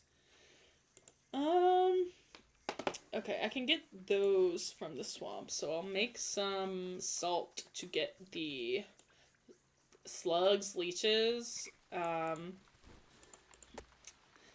that I can get bug ichor from them. I'm pretty sure I can get bug ichor from them.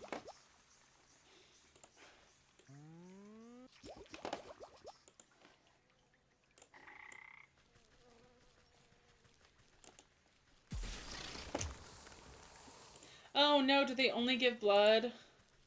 I think they only give blood. That's unfortunate. So let's get the thistles first, because that will be the easiest thing to get. So all I gotta do is snip.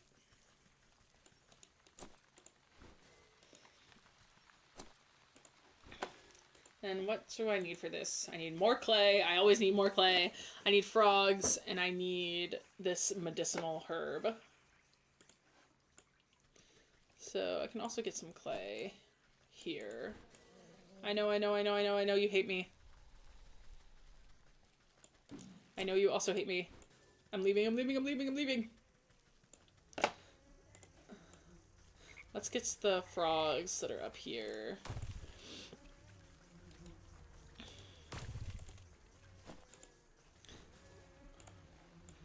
Also gets these.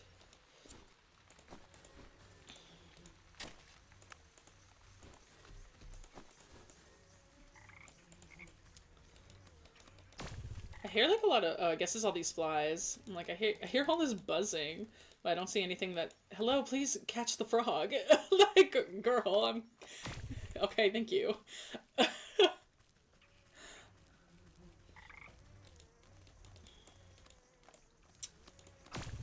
And then, so I'll have to go back to the wood, into the woods for the medicinal herb, because I don't think that grows here. I'll double check just to be safe. Yeah, it just grows in the forest. So go to the forest for medicinal herb, and then while I'm cutting through the forest, I will go back down to the fields to get lazy grass. And then I should, in theory, be good to go. I wonder if I can make any of these. Can I make any of these? No, I don't have any sticks. Maybe I can chop maybe this will give me some sticks. Hello? Can I not chop this? I know there's things I can chop. Where are they?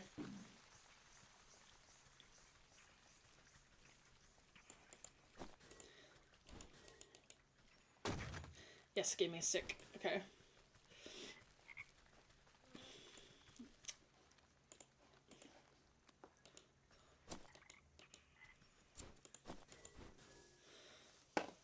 So, okay.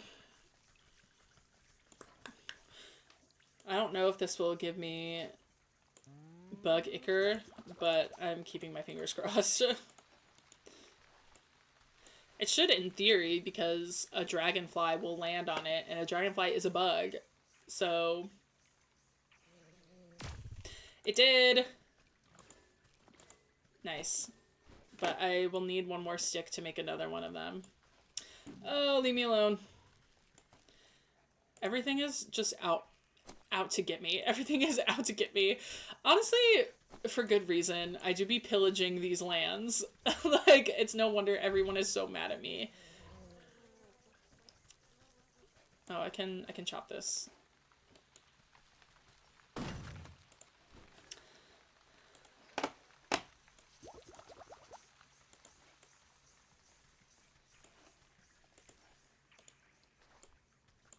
And now we wait like a hunter in the wilds. Nice. But we do still have to go back to the fields. But we can use this portal to go back to the fields, so.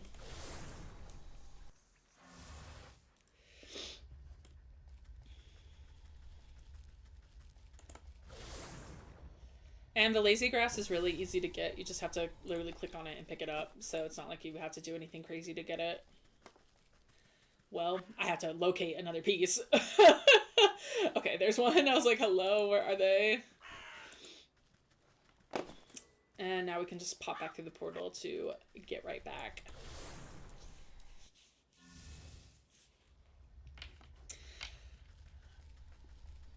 And then we will be let into the sick house, and we'll finally get to see the leech. We'll see the leech for the first time during the stream, which, the leech's design is like, I would say nicely creepy. I think it's very nicely done. I really enjoy the leech's design. I'm gonna have to try to think of a voice for her. Try to think of a voice that like does her justice. Maybe she'll also have kind of like a Return the Slab-esque voice. I don't know. We'll see what strikes me. We'll see what strikes me in the moment. I'll need 3. Oh, I already read this. Okay, here's your... You place a sloshing jar of ichor in the nurse's hands. She inspects it suspiciously, but doesn't ask where it came from. You snap off a few spiny thistles and pass them to the nurse. She's careful not to prick herself on the sharp ends. Yeah, you don't have to keep saying what you need. The nurse takes the dried grasses you have been so careful to keep intact and immediately crushes them into powder. The nurse nods at you, gathering all the ingredients into a small, hand-sized mortar. You hold your breath as she mashes everything into a slimy, stinky liquid. Not the most pleasant stuff, but I can assure you it beats growing lumps where no lumps should be. Speak for yourself. One can never have enough lumps. Okay, girl. You do you. The nurse shrugs at you, sucking up the bubbling mixture into an oversized syringe. She gestures for you to hold out your arm. After stabbing into your flesh several times, she fails to find any veins with the point of the needle. Once again, that makes me suspicious of what she is. Like, well, I mean, Or she could just be a really bad nurse. Either she's a really bad nurse, or again, this witch is not human, which I think it's pretty clear she's not human at this point. Sorry, you seem to have some strange physiology. Bah, give it here. I'll do it. You seize the injector and jab it into your arm without further fuss. A cool sensation climbs into your fingertips. You doubt the medicine will have any effect, but at least it should make the nurse happy. There, I feel much better. Can I go inside now? Oh, yes. Yes, of course. You should be immune to the plague for the time being. Just be quick. The leech is very busy. Let's go. Wait, there's a chest. Oh, no, I can't interact with it, so never mind. Is there anything else? Okay, yeah. I don't think there's anything interactable here. And here we are at the sick house, and here's the leech. They're so creepy. They're so icky. The doctor slithers from one patient to another, checking off little boxes on a clipboard. From under her wide-brimmed hat, she appears to notice you enter, but pays you no mind. You must be the leech. I was hoping you could help me find one of your patients. Do you have the symptoms? Crackling of the bones, oozing eyes, skin rot, perhaps a yellow liver? Let's get you examined. The leech extends her toothy snout, prodding your body and searching for some hidden malignancy. I probably said that wrong, but it's okay. You slap her away with a swift palm. If it's sickness you're looking for, you won't find it on me. My dear, we are all sick with something. Whether it's a broken heart or a broken arm, we all suffer in one way or another. You peer through her tightly wrapped garments and see a deep darkness underneath. Despite the warmth in her words, there is a sense of hunger and urgency in her tone. I am here to heal, to mend, to put all of your troubles at ease. Now tell me, what ails you? I told you already, I'm in perfect health. I'm here to find someone, a man who came through here with a sprained ankle. Half the patients who come to me have a twisted this or a broken that, before the pox sets in, that is. Can you be more specific? What does he look like? Oh, I'm not sure. Well, how do you expect me to help you? Come back to me when you know who you're looking for. You look about the sick house at the coughing, wheezing, bed-ridden souls. Perhaps some of them will be able to identify the missing husband?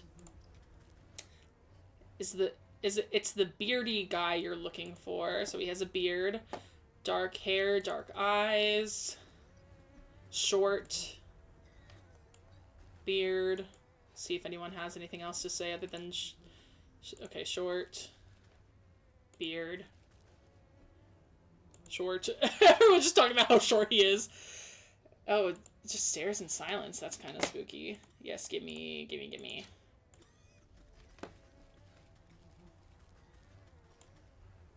Okay, I think I have enough. Well, do you have any better idea of who exactly you're looking for? Shorter than most. I'm going to need a bit more than that. Dark in features. Narrowing it down, give me something else. Wore a full beard. Ah, yes. I remember that poor man now. He came in with a swollen ankle, but on his journey through the swamp he must have contracted the plague. His condition declined rapidly, I'm sorry to say. In the end, there wasn't much I could do for him except make him comfortable. He's dead? What sort of sick house is this anyway? My condolences, really. Now, if you'll excuse me, I have to get back to doing what I can for the living. At least tell me where his wife might collect his body. The nurse outside seemed to be having trouble keeping track of them all. I'm sorry. That information is reserved for next of kin. Judging by your physique, I wouldn't say you were related to the deceased in the slightest. The doctor turns away from you to prepare vials of medicine. Better return to the old woman in the swamp with the bad news. That's so sad. Now, there is the leech's office back here, but we can't interact with anything yet.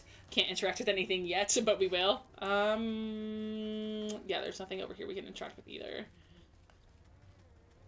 So for now, we've got to go back to the old woman and tell her that her husband, unfortunately, passed away.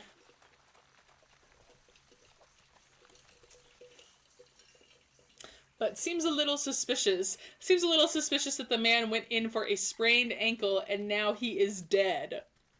Seems like something might be going on here.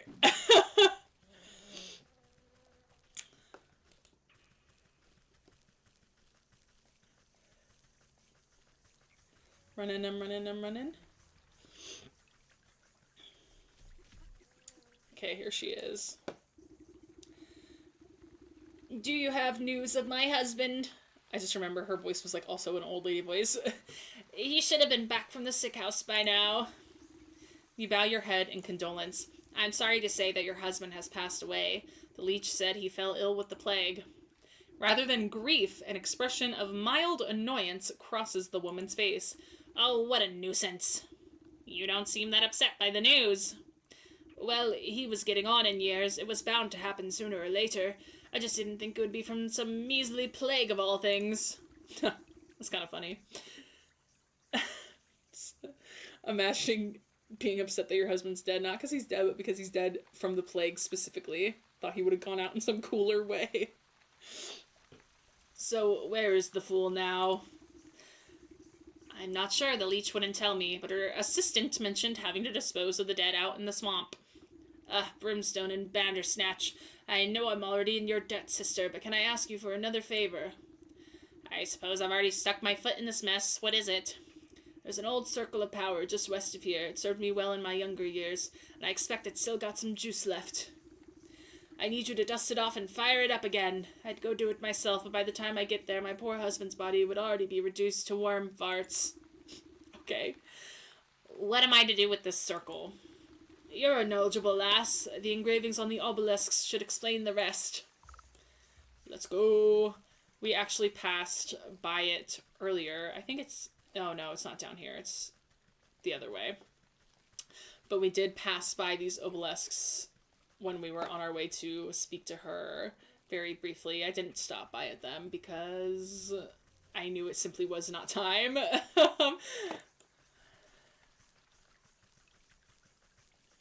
Here they are. So, yeah. These are like the things we looked at the very beginning where they each need a different offering. You brush off a blanket of thick moss and lichen from the ancient magical pattern carved into the earth. The essence of power wakes at your touch, bringing a slight warmth to your fingertips.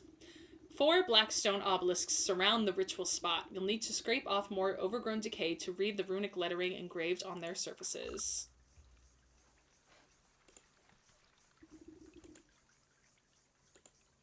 Oh, okay. So we have everything that we need to get up here. So we need a Drake Fang, which we will have to put the dragon to sleep to get that. Apothecary Humors, which I think we will have to get more bugs for that. And Necromantic Charm and a death certificate. So yeah, we need more bugs. We need more sticks too. And we have to go get a pumpkin jackbone as well. This... we're gonna have to get more milk and more water. Everything needs milk and water. That, I think... Oh, no, we need... Oh, my gosh, we need more of everything. Okay, let's go to the woods. Actually, let's chop this to get a stick. Chop it. That's not what I meant to do. I know. Go away. It didn't even give me a stick. Oh, wait, yeah, it did. How much... We need 2 little bug juices, which... Yeah, we should be able to get, if we bait a... I don't want to bait you. I don't want to bait the newt, because I don't think it will give us bug juice. I want to bait a dragonfly.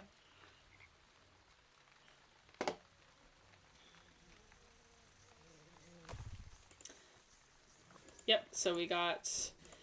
So we can make the apothecary humors now. That's 1 ingredient down. We'll have to... Do I have enough? I never have enough clay. No. Oh, wait, I already had a jar, so I actually only needed to make 1. So I did have enough clay. Thank God, because I feel like I always need clay. So I'll have to get water. What is my favorite D&D race? Um, that's really difficult to say because I haven't played all of them. Um, I really like tieflings. I like half orcs. Um, I like humans just because you get a +1 bonus to all of your your stats, and I think that's really nice. Um, I played a changeling once, and I feel like I feel like I should play a changeling again at some point. Um, but yeah, it's hard to pick just one. Um, I've never played any kind of elf. Obviously, I've played a satyr as well, which was a lot of fun. My Miss Honeydew, which me and the DM of that game were talking recently about potentially finishing that game up with like a final like one shot, like a final battle one shot of that game. So hopefully that will like actually happen. I'm keeping my fingers crossed, just because I'm so attached to that character, and the other characters involved. Obviously, you know, we've all gone on this big grand adventure together. Um, okay, I need pine nut too, so I gotta be on the lookout for that as well on the ground. But what is your favorite race? What is your favorite D&D race? Why are there no pine nuts on the ground? There's usually like a million of them.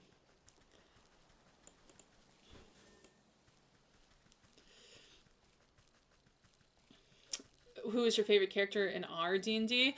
Um, hmm. That's a really good question.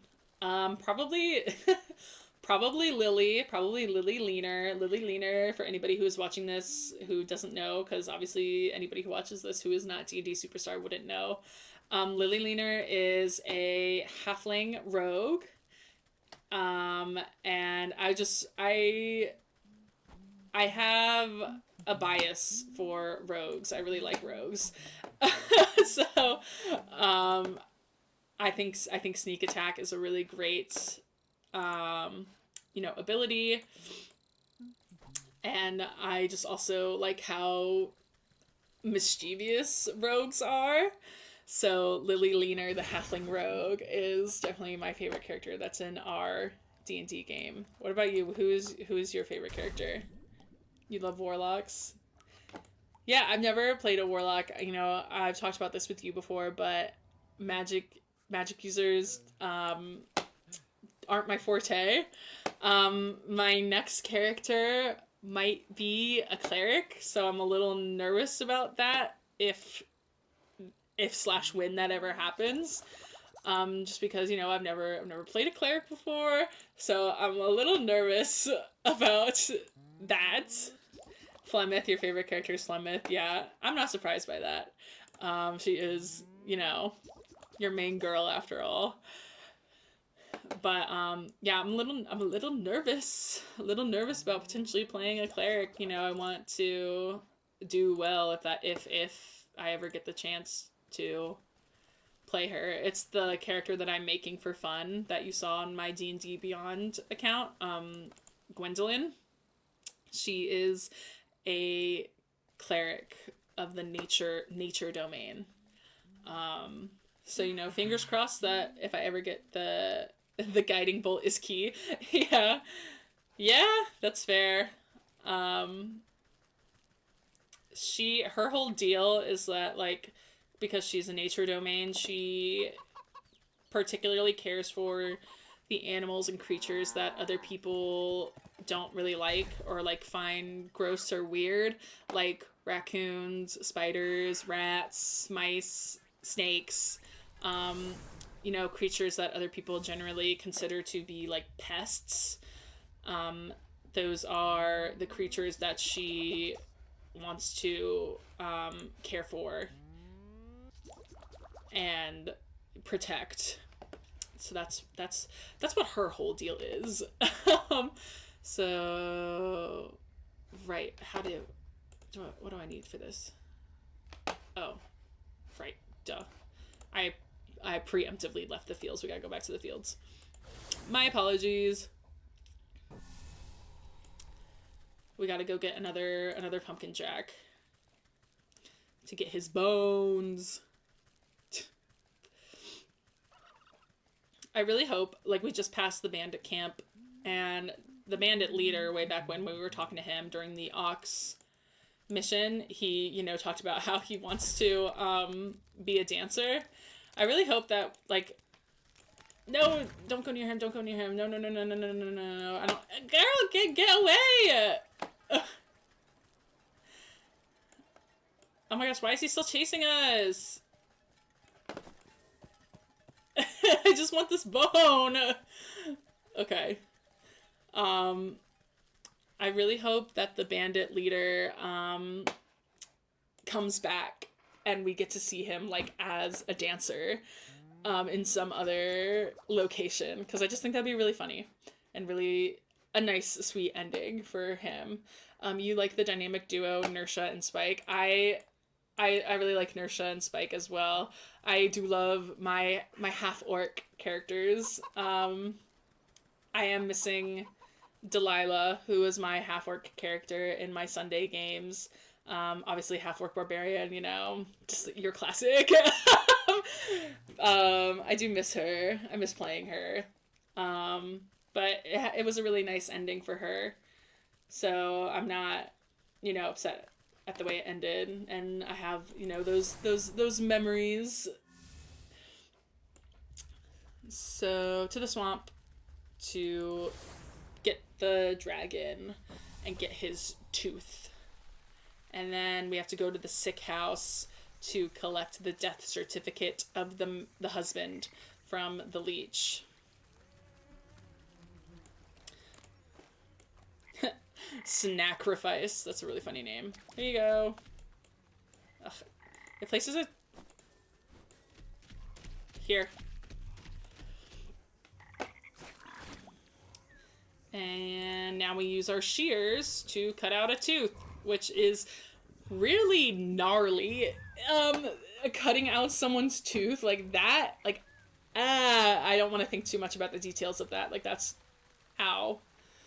I think when we finish our D&D game, if we make another, then I'm definitely going to be a warlock. I mean, yeah, we definitely can, and we can talk about what patron your warlock, like, worships / makes a deal with. But we've still got quite a ways to go in our campaign that we're doing now. We gotta get you to the Underdark, and then I'm in the wrong place.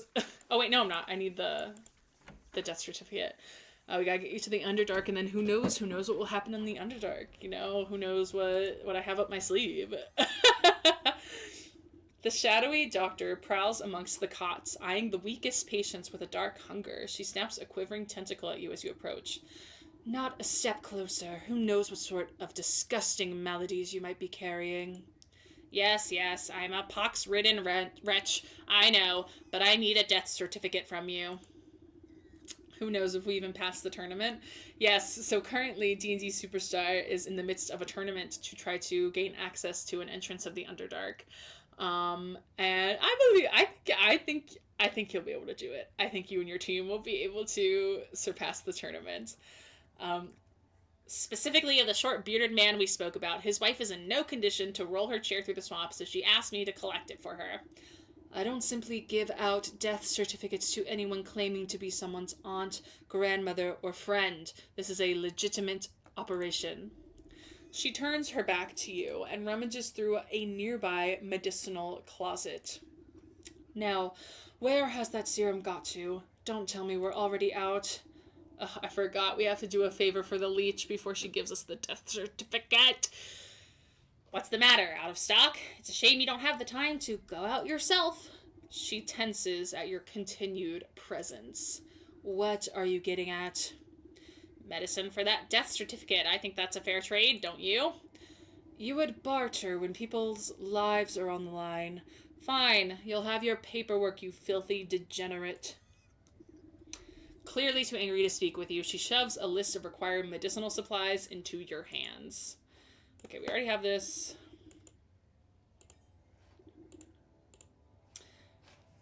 I think we have, I hope we have enough ingredients to make.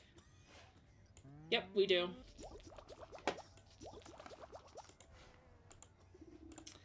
Here you go. And then we've got to go get a mosquito, but I think we're going to need clay. Oh, and we need another medicinal herb. So we're going to have to go back to the forest. But first, let's get some clay from around here.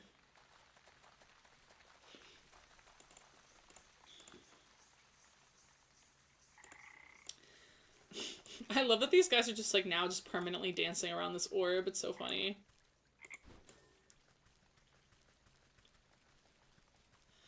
Okay, clay, clay, clay, clay, clay.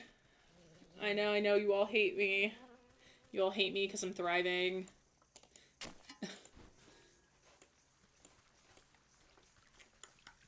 Any more mounds of dirt anywhere? I'm surprised there aren't mounds of dirt here. I feel like there should be. The dragon is definitely awake now. Yep, he's awake. Oh, here's a mound of dirt. Duh, literally right in front of me.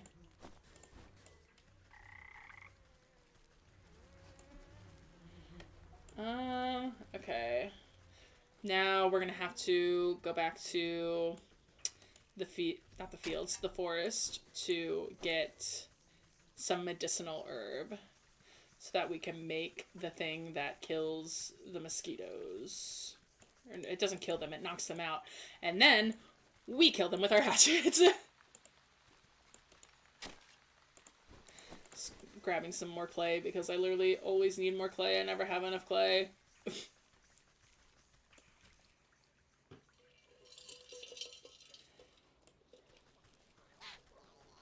Leave me alone. Okay. Medicinal herbs, where are you? Where are you? And I'm so sorry. Here's one. But do I only need one? How many do I need? Oh, I only need one. So now we can go back to the swamp.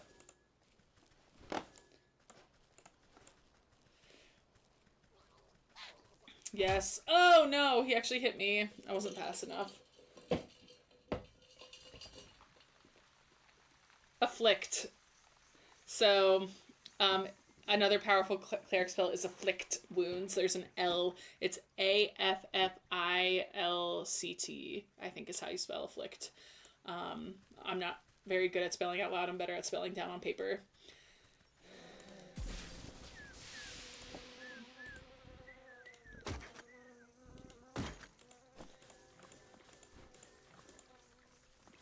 Alright, we've got all the ingredients for the leech. So we can go and give that to her, and then we will have the death certificate. And then we should have everything then that we need for this here.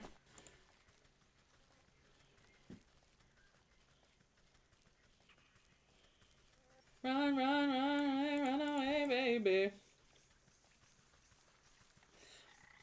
But then we will have to, once we gather everything for the obelisks and put all the things in there, we will have to then get another thing. But let's worry about this. The leech inspects the bars before placing each of them carefully into a velvet-lined container alongside other excruciating-looking instruments. Ew. I run your errands. Now I really must insist on that death certificate. There's no need to get prickly. I have your papers right here. The leech extends her moist arm and thrusts a poorly written note into your hands. You shake the mucus, from the paper and try to decipher the loopy, illegible scribbles. You're not even sure that the leech has spelled the poor names right, but you suppose it's better than nothing. Next time I need a doctor's note, I'm better off forging the signature myself. Take it.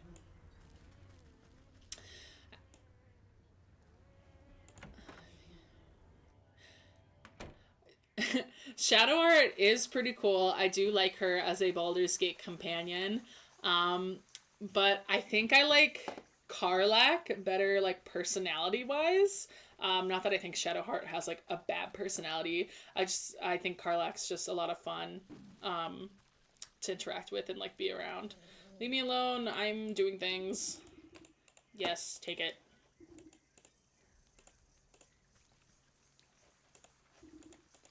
Take it.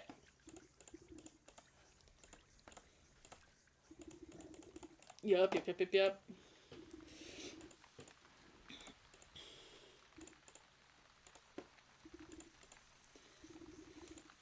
With the final offering accepted, the obelisks surrounding the circle begin to hum. You can hear a strange melody playing through the discordant tones. The carvings on the ground burn with renewed energy, driving away the overgrowth. You're quick to step away as you feel vacuous force pull at the circle's center. I suppose that's done the trick. Let's see what the writing has to say for itself now. You rotate your head to read the glowing letters of the edge's circle. Place the vessel of the deceased, yada yada. Recite the evocation of necrodermis, blah blah. Apply the canopic ointment. Right, seems straightforward enough. All I need to do now is go fetch the body of that poor fool husband. He should be here in the swamp somewhere. So now we've got to go look for the husband's body. Ah! I almost got smacked by that mosquito. Have you watched videos? Because when you came over to my house, yeah, I've seen some like Baldur's Gate 3 content on my own. I obviously haven't actually played yet, and that's how I know who Karlach is, just from online content about her. What body did... Oh, I didn't click this body. Where on earth is that stinking body? You think I'd be able to find him among the dead here?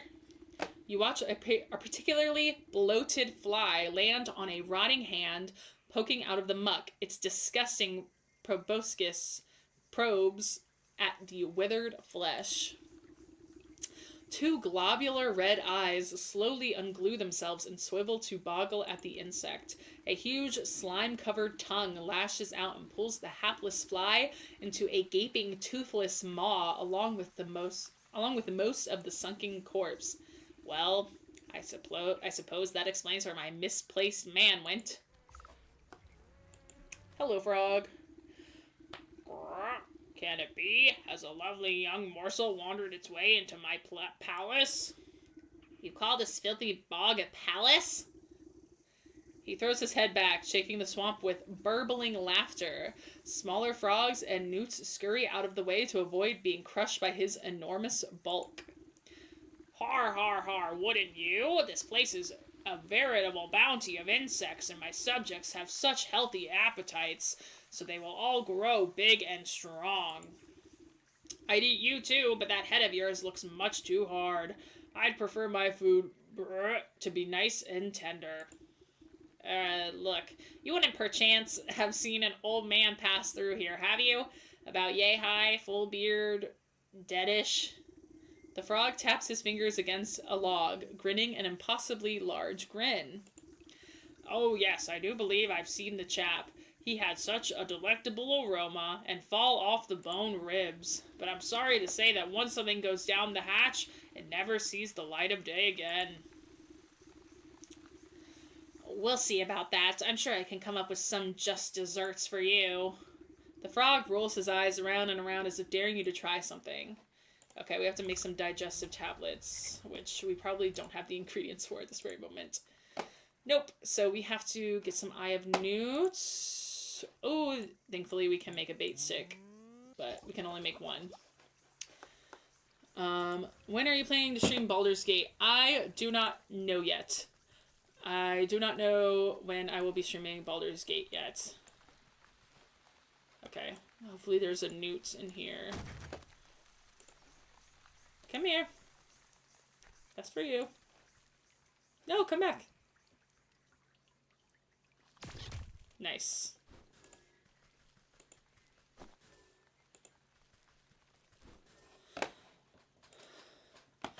Okay, so now we can make the digestive tablets. What is this? Oh, goblin snot. Ew. Gross. Ah, run, run, run, run, run.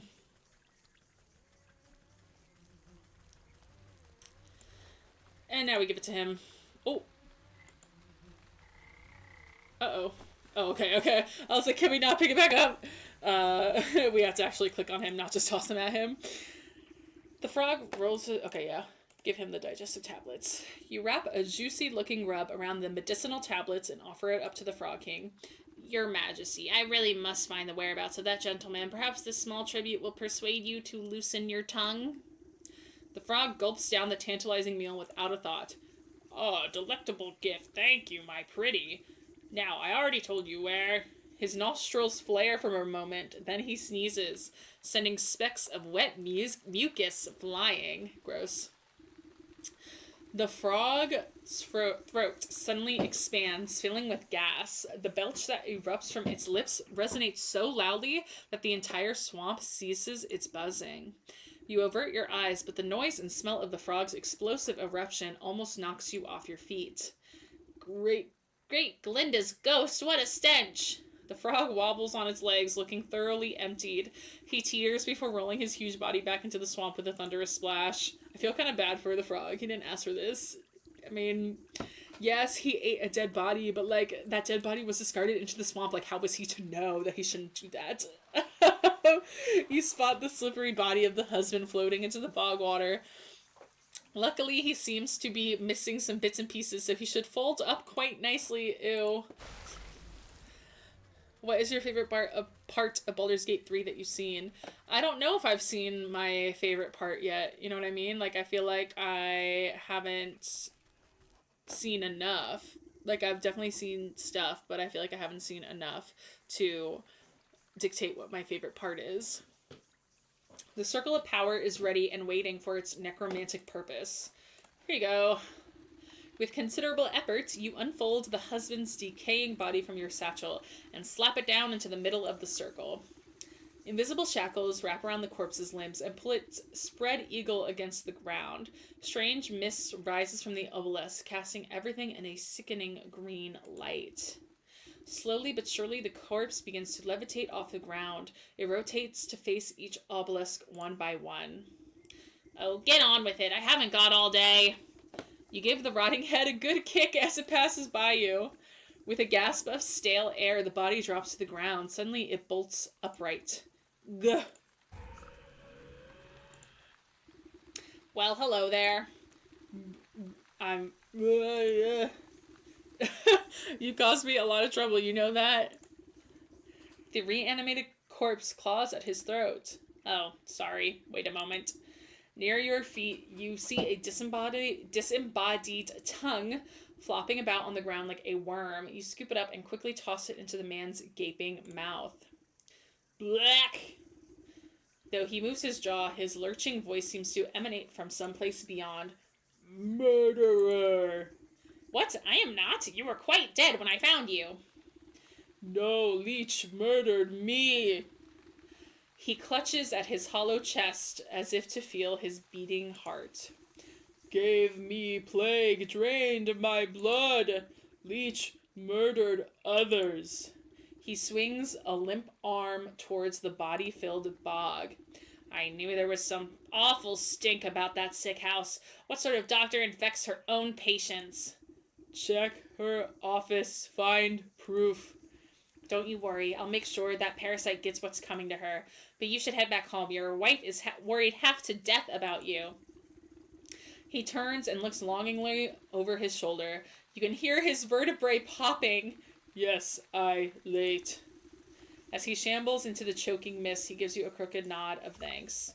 So I know that we are going to need this for the leech. And we have enough ingredients, thankfully, to make it. So let's go see the leech. And we will be completing this part soon. Like after we find proof, I think we'll be able to get the leech. Is your stream going to be like 5 hours or like what's your game plan? Like how? So I'm probably going to stream around 4 to 5 hours each stream. So we're coming up on the end of this stream. We're almost at 4 hours now, but I'm going to beat the leech and basically complete this level, and then I will end this stream. But for now, my plan is between 4 and 5 hours for each stream. But right now we're looking in the leech's office for proof of her misdeeds. While the leech is busy with her patients, you rifle through the contents of the various cabinets in her office, mostly dried herbs and potions. Nothing seems out of the ordinary.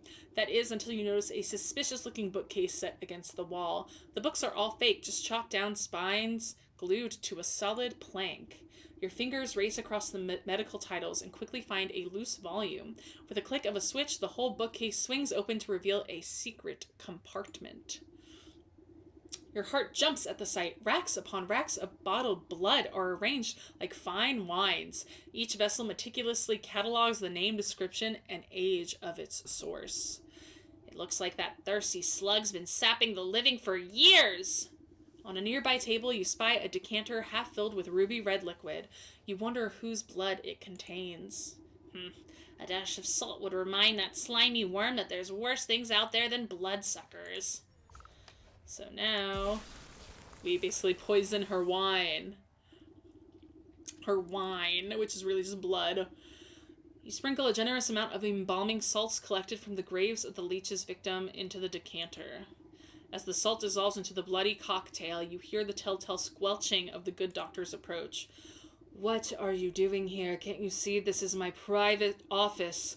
I already helped you enough, so there's no reason you ought to be here. She hastily shuffles you out of the room. Now get out. This place is only for the sick. You're certainly right about that. You walk just out of sight before doubling back to hide behind a withered get-well bouquet. You peer at the vexed leech as she slithers around her office, checking every cabinet and locker for tampering. She mutters something expletive about nosy old women. Satisfied, she sighs with relief and reaches to pour herself a glass from the tainted decanter. That addition of black fever adds a certain nutty quality. Maybe it will pair well with an infusion of peat moss palsy in the next batch. She takes a sip, waiting just a moment before throwing her head back and guzzling it all down. Lovely, sharp flavor, full body too. Suddenly, the leech snaps to attention. Her limbs dart out, writhing with uncontrollable gestures. She stabilizes herself against the table as sweat pools on her brow. The decanter shatters against the floor in an explosion of glass. What's happening? The leech spasms as the tendrils of ghostly spirits begin to suck the moisture from her body. You watch as she dwindles in size, shrinking like some horrible raisin. And we got the leech. So we have officially collected the first 4 souls needed. You inspect the mummified worm, pressing it between your fingers lightly, drained by the very spirits she was supposed to be healing. In your fingertips, you make out the faintest of heartbeats, the soul of the leech. So now, the souls of the bear, leech, snake, and ox jostle in your satchel with fearful energies. That's that then. I better get these back home to the goat before he ransacks the rest of the place. Quest completed! Woo! So now, I'm actually gonna use this thing. This is something that we can just use to go back home. Yep. So I will do that instead of walking back. So after we return this to the goat and go through whatever little cutscene there is, I will end the stream there, and then the next time I play this, it will be all new. Oh, where is he? Oh, he's in here. It will be all new content for me as well. I will not know what's going on in the next chapters of this game. Hey, man. The goat rears its head at the sight of you. Its hooves pound the ground excitedly. Most excellent. I can sense the presence of spirits about you. You must have captured the souls I have asked for. No small task, I can tell you that. Just what do you plan on doing with them?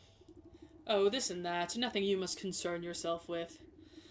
What's important is that you are one step closer to fulfilling your contract with me. Just go ahead and place them in the shrine there. I'll take care of the rest. The goat shakes its head towards a carved relief at the back of the room, grinning in a horrible way that no goat should. As you bring the stuffed bear close to the carved stone relief in the wall, it spontaneously bursts into flames in your hands, burning away until only harsh red stone remains. The stone zips out of your grasp and straight into a socket on the wall, buzzing like some angry insect. You are buffeted by flashes of the bear's wrath, drunken roaring, cowering bodies, splintered wood, the smell of honey. Dried worm. As with the first, the mummified husk of the leech turns to ash as you bring it close to the wall, leaving only a glowing orb in its place. Images of the leech slither into your mind, the prick of a needle, the drip, drip, drip of draining fluids, soothing words, restless sleep. Prismatic colors flash through your head as the thought of the snake.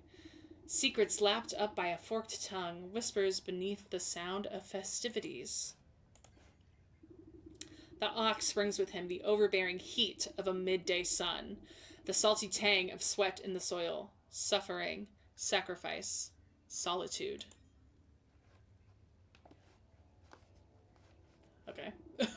Oh, you step away from the shrine and its smoldering stones. Your burdens suddenly feel much lighter.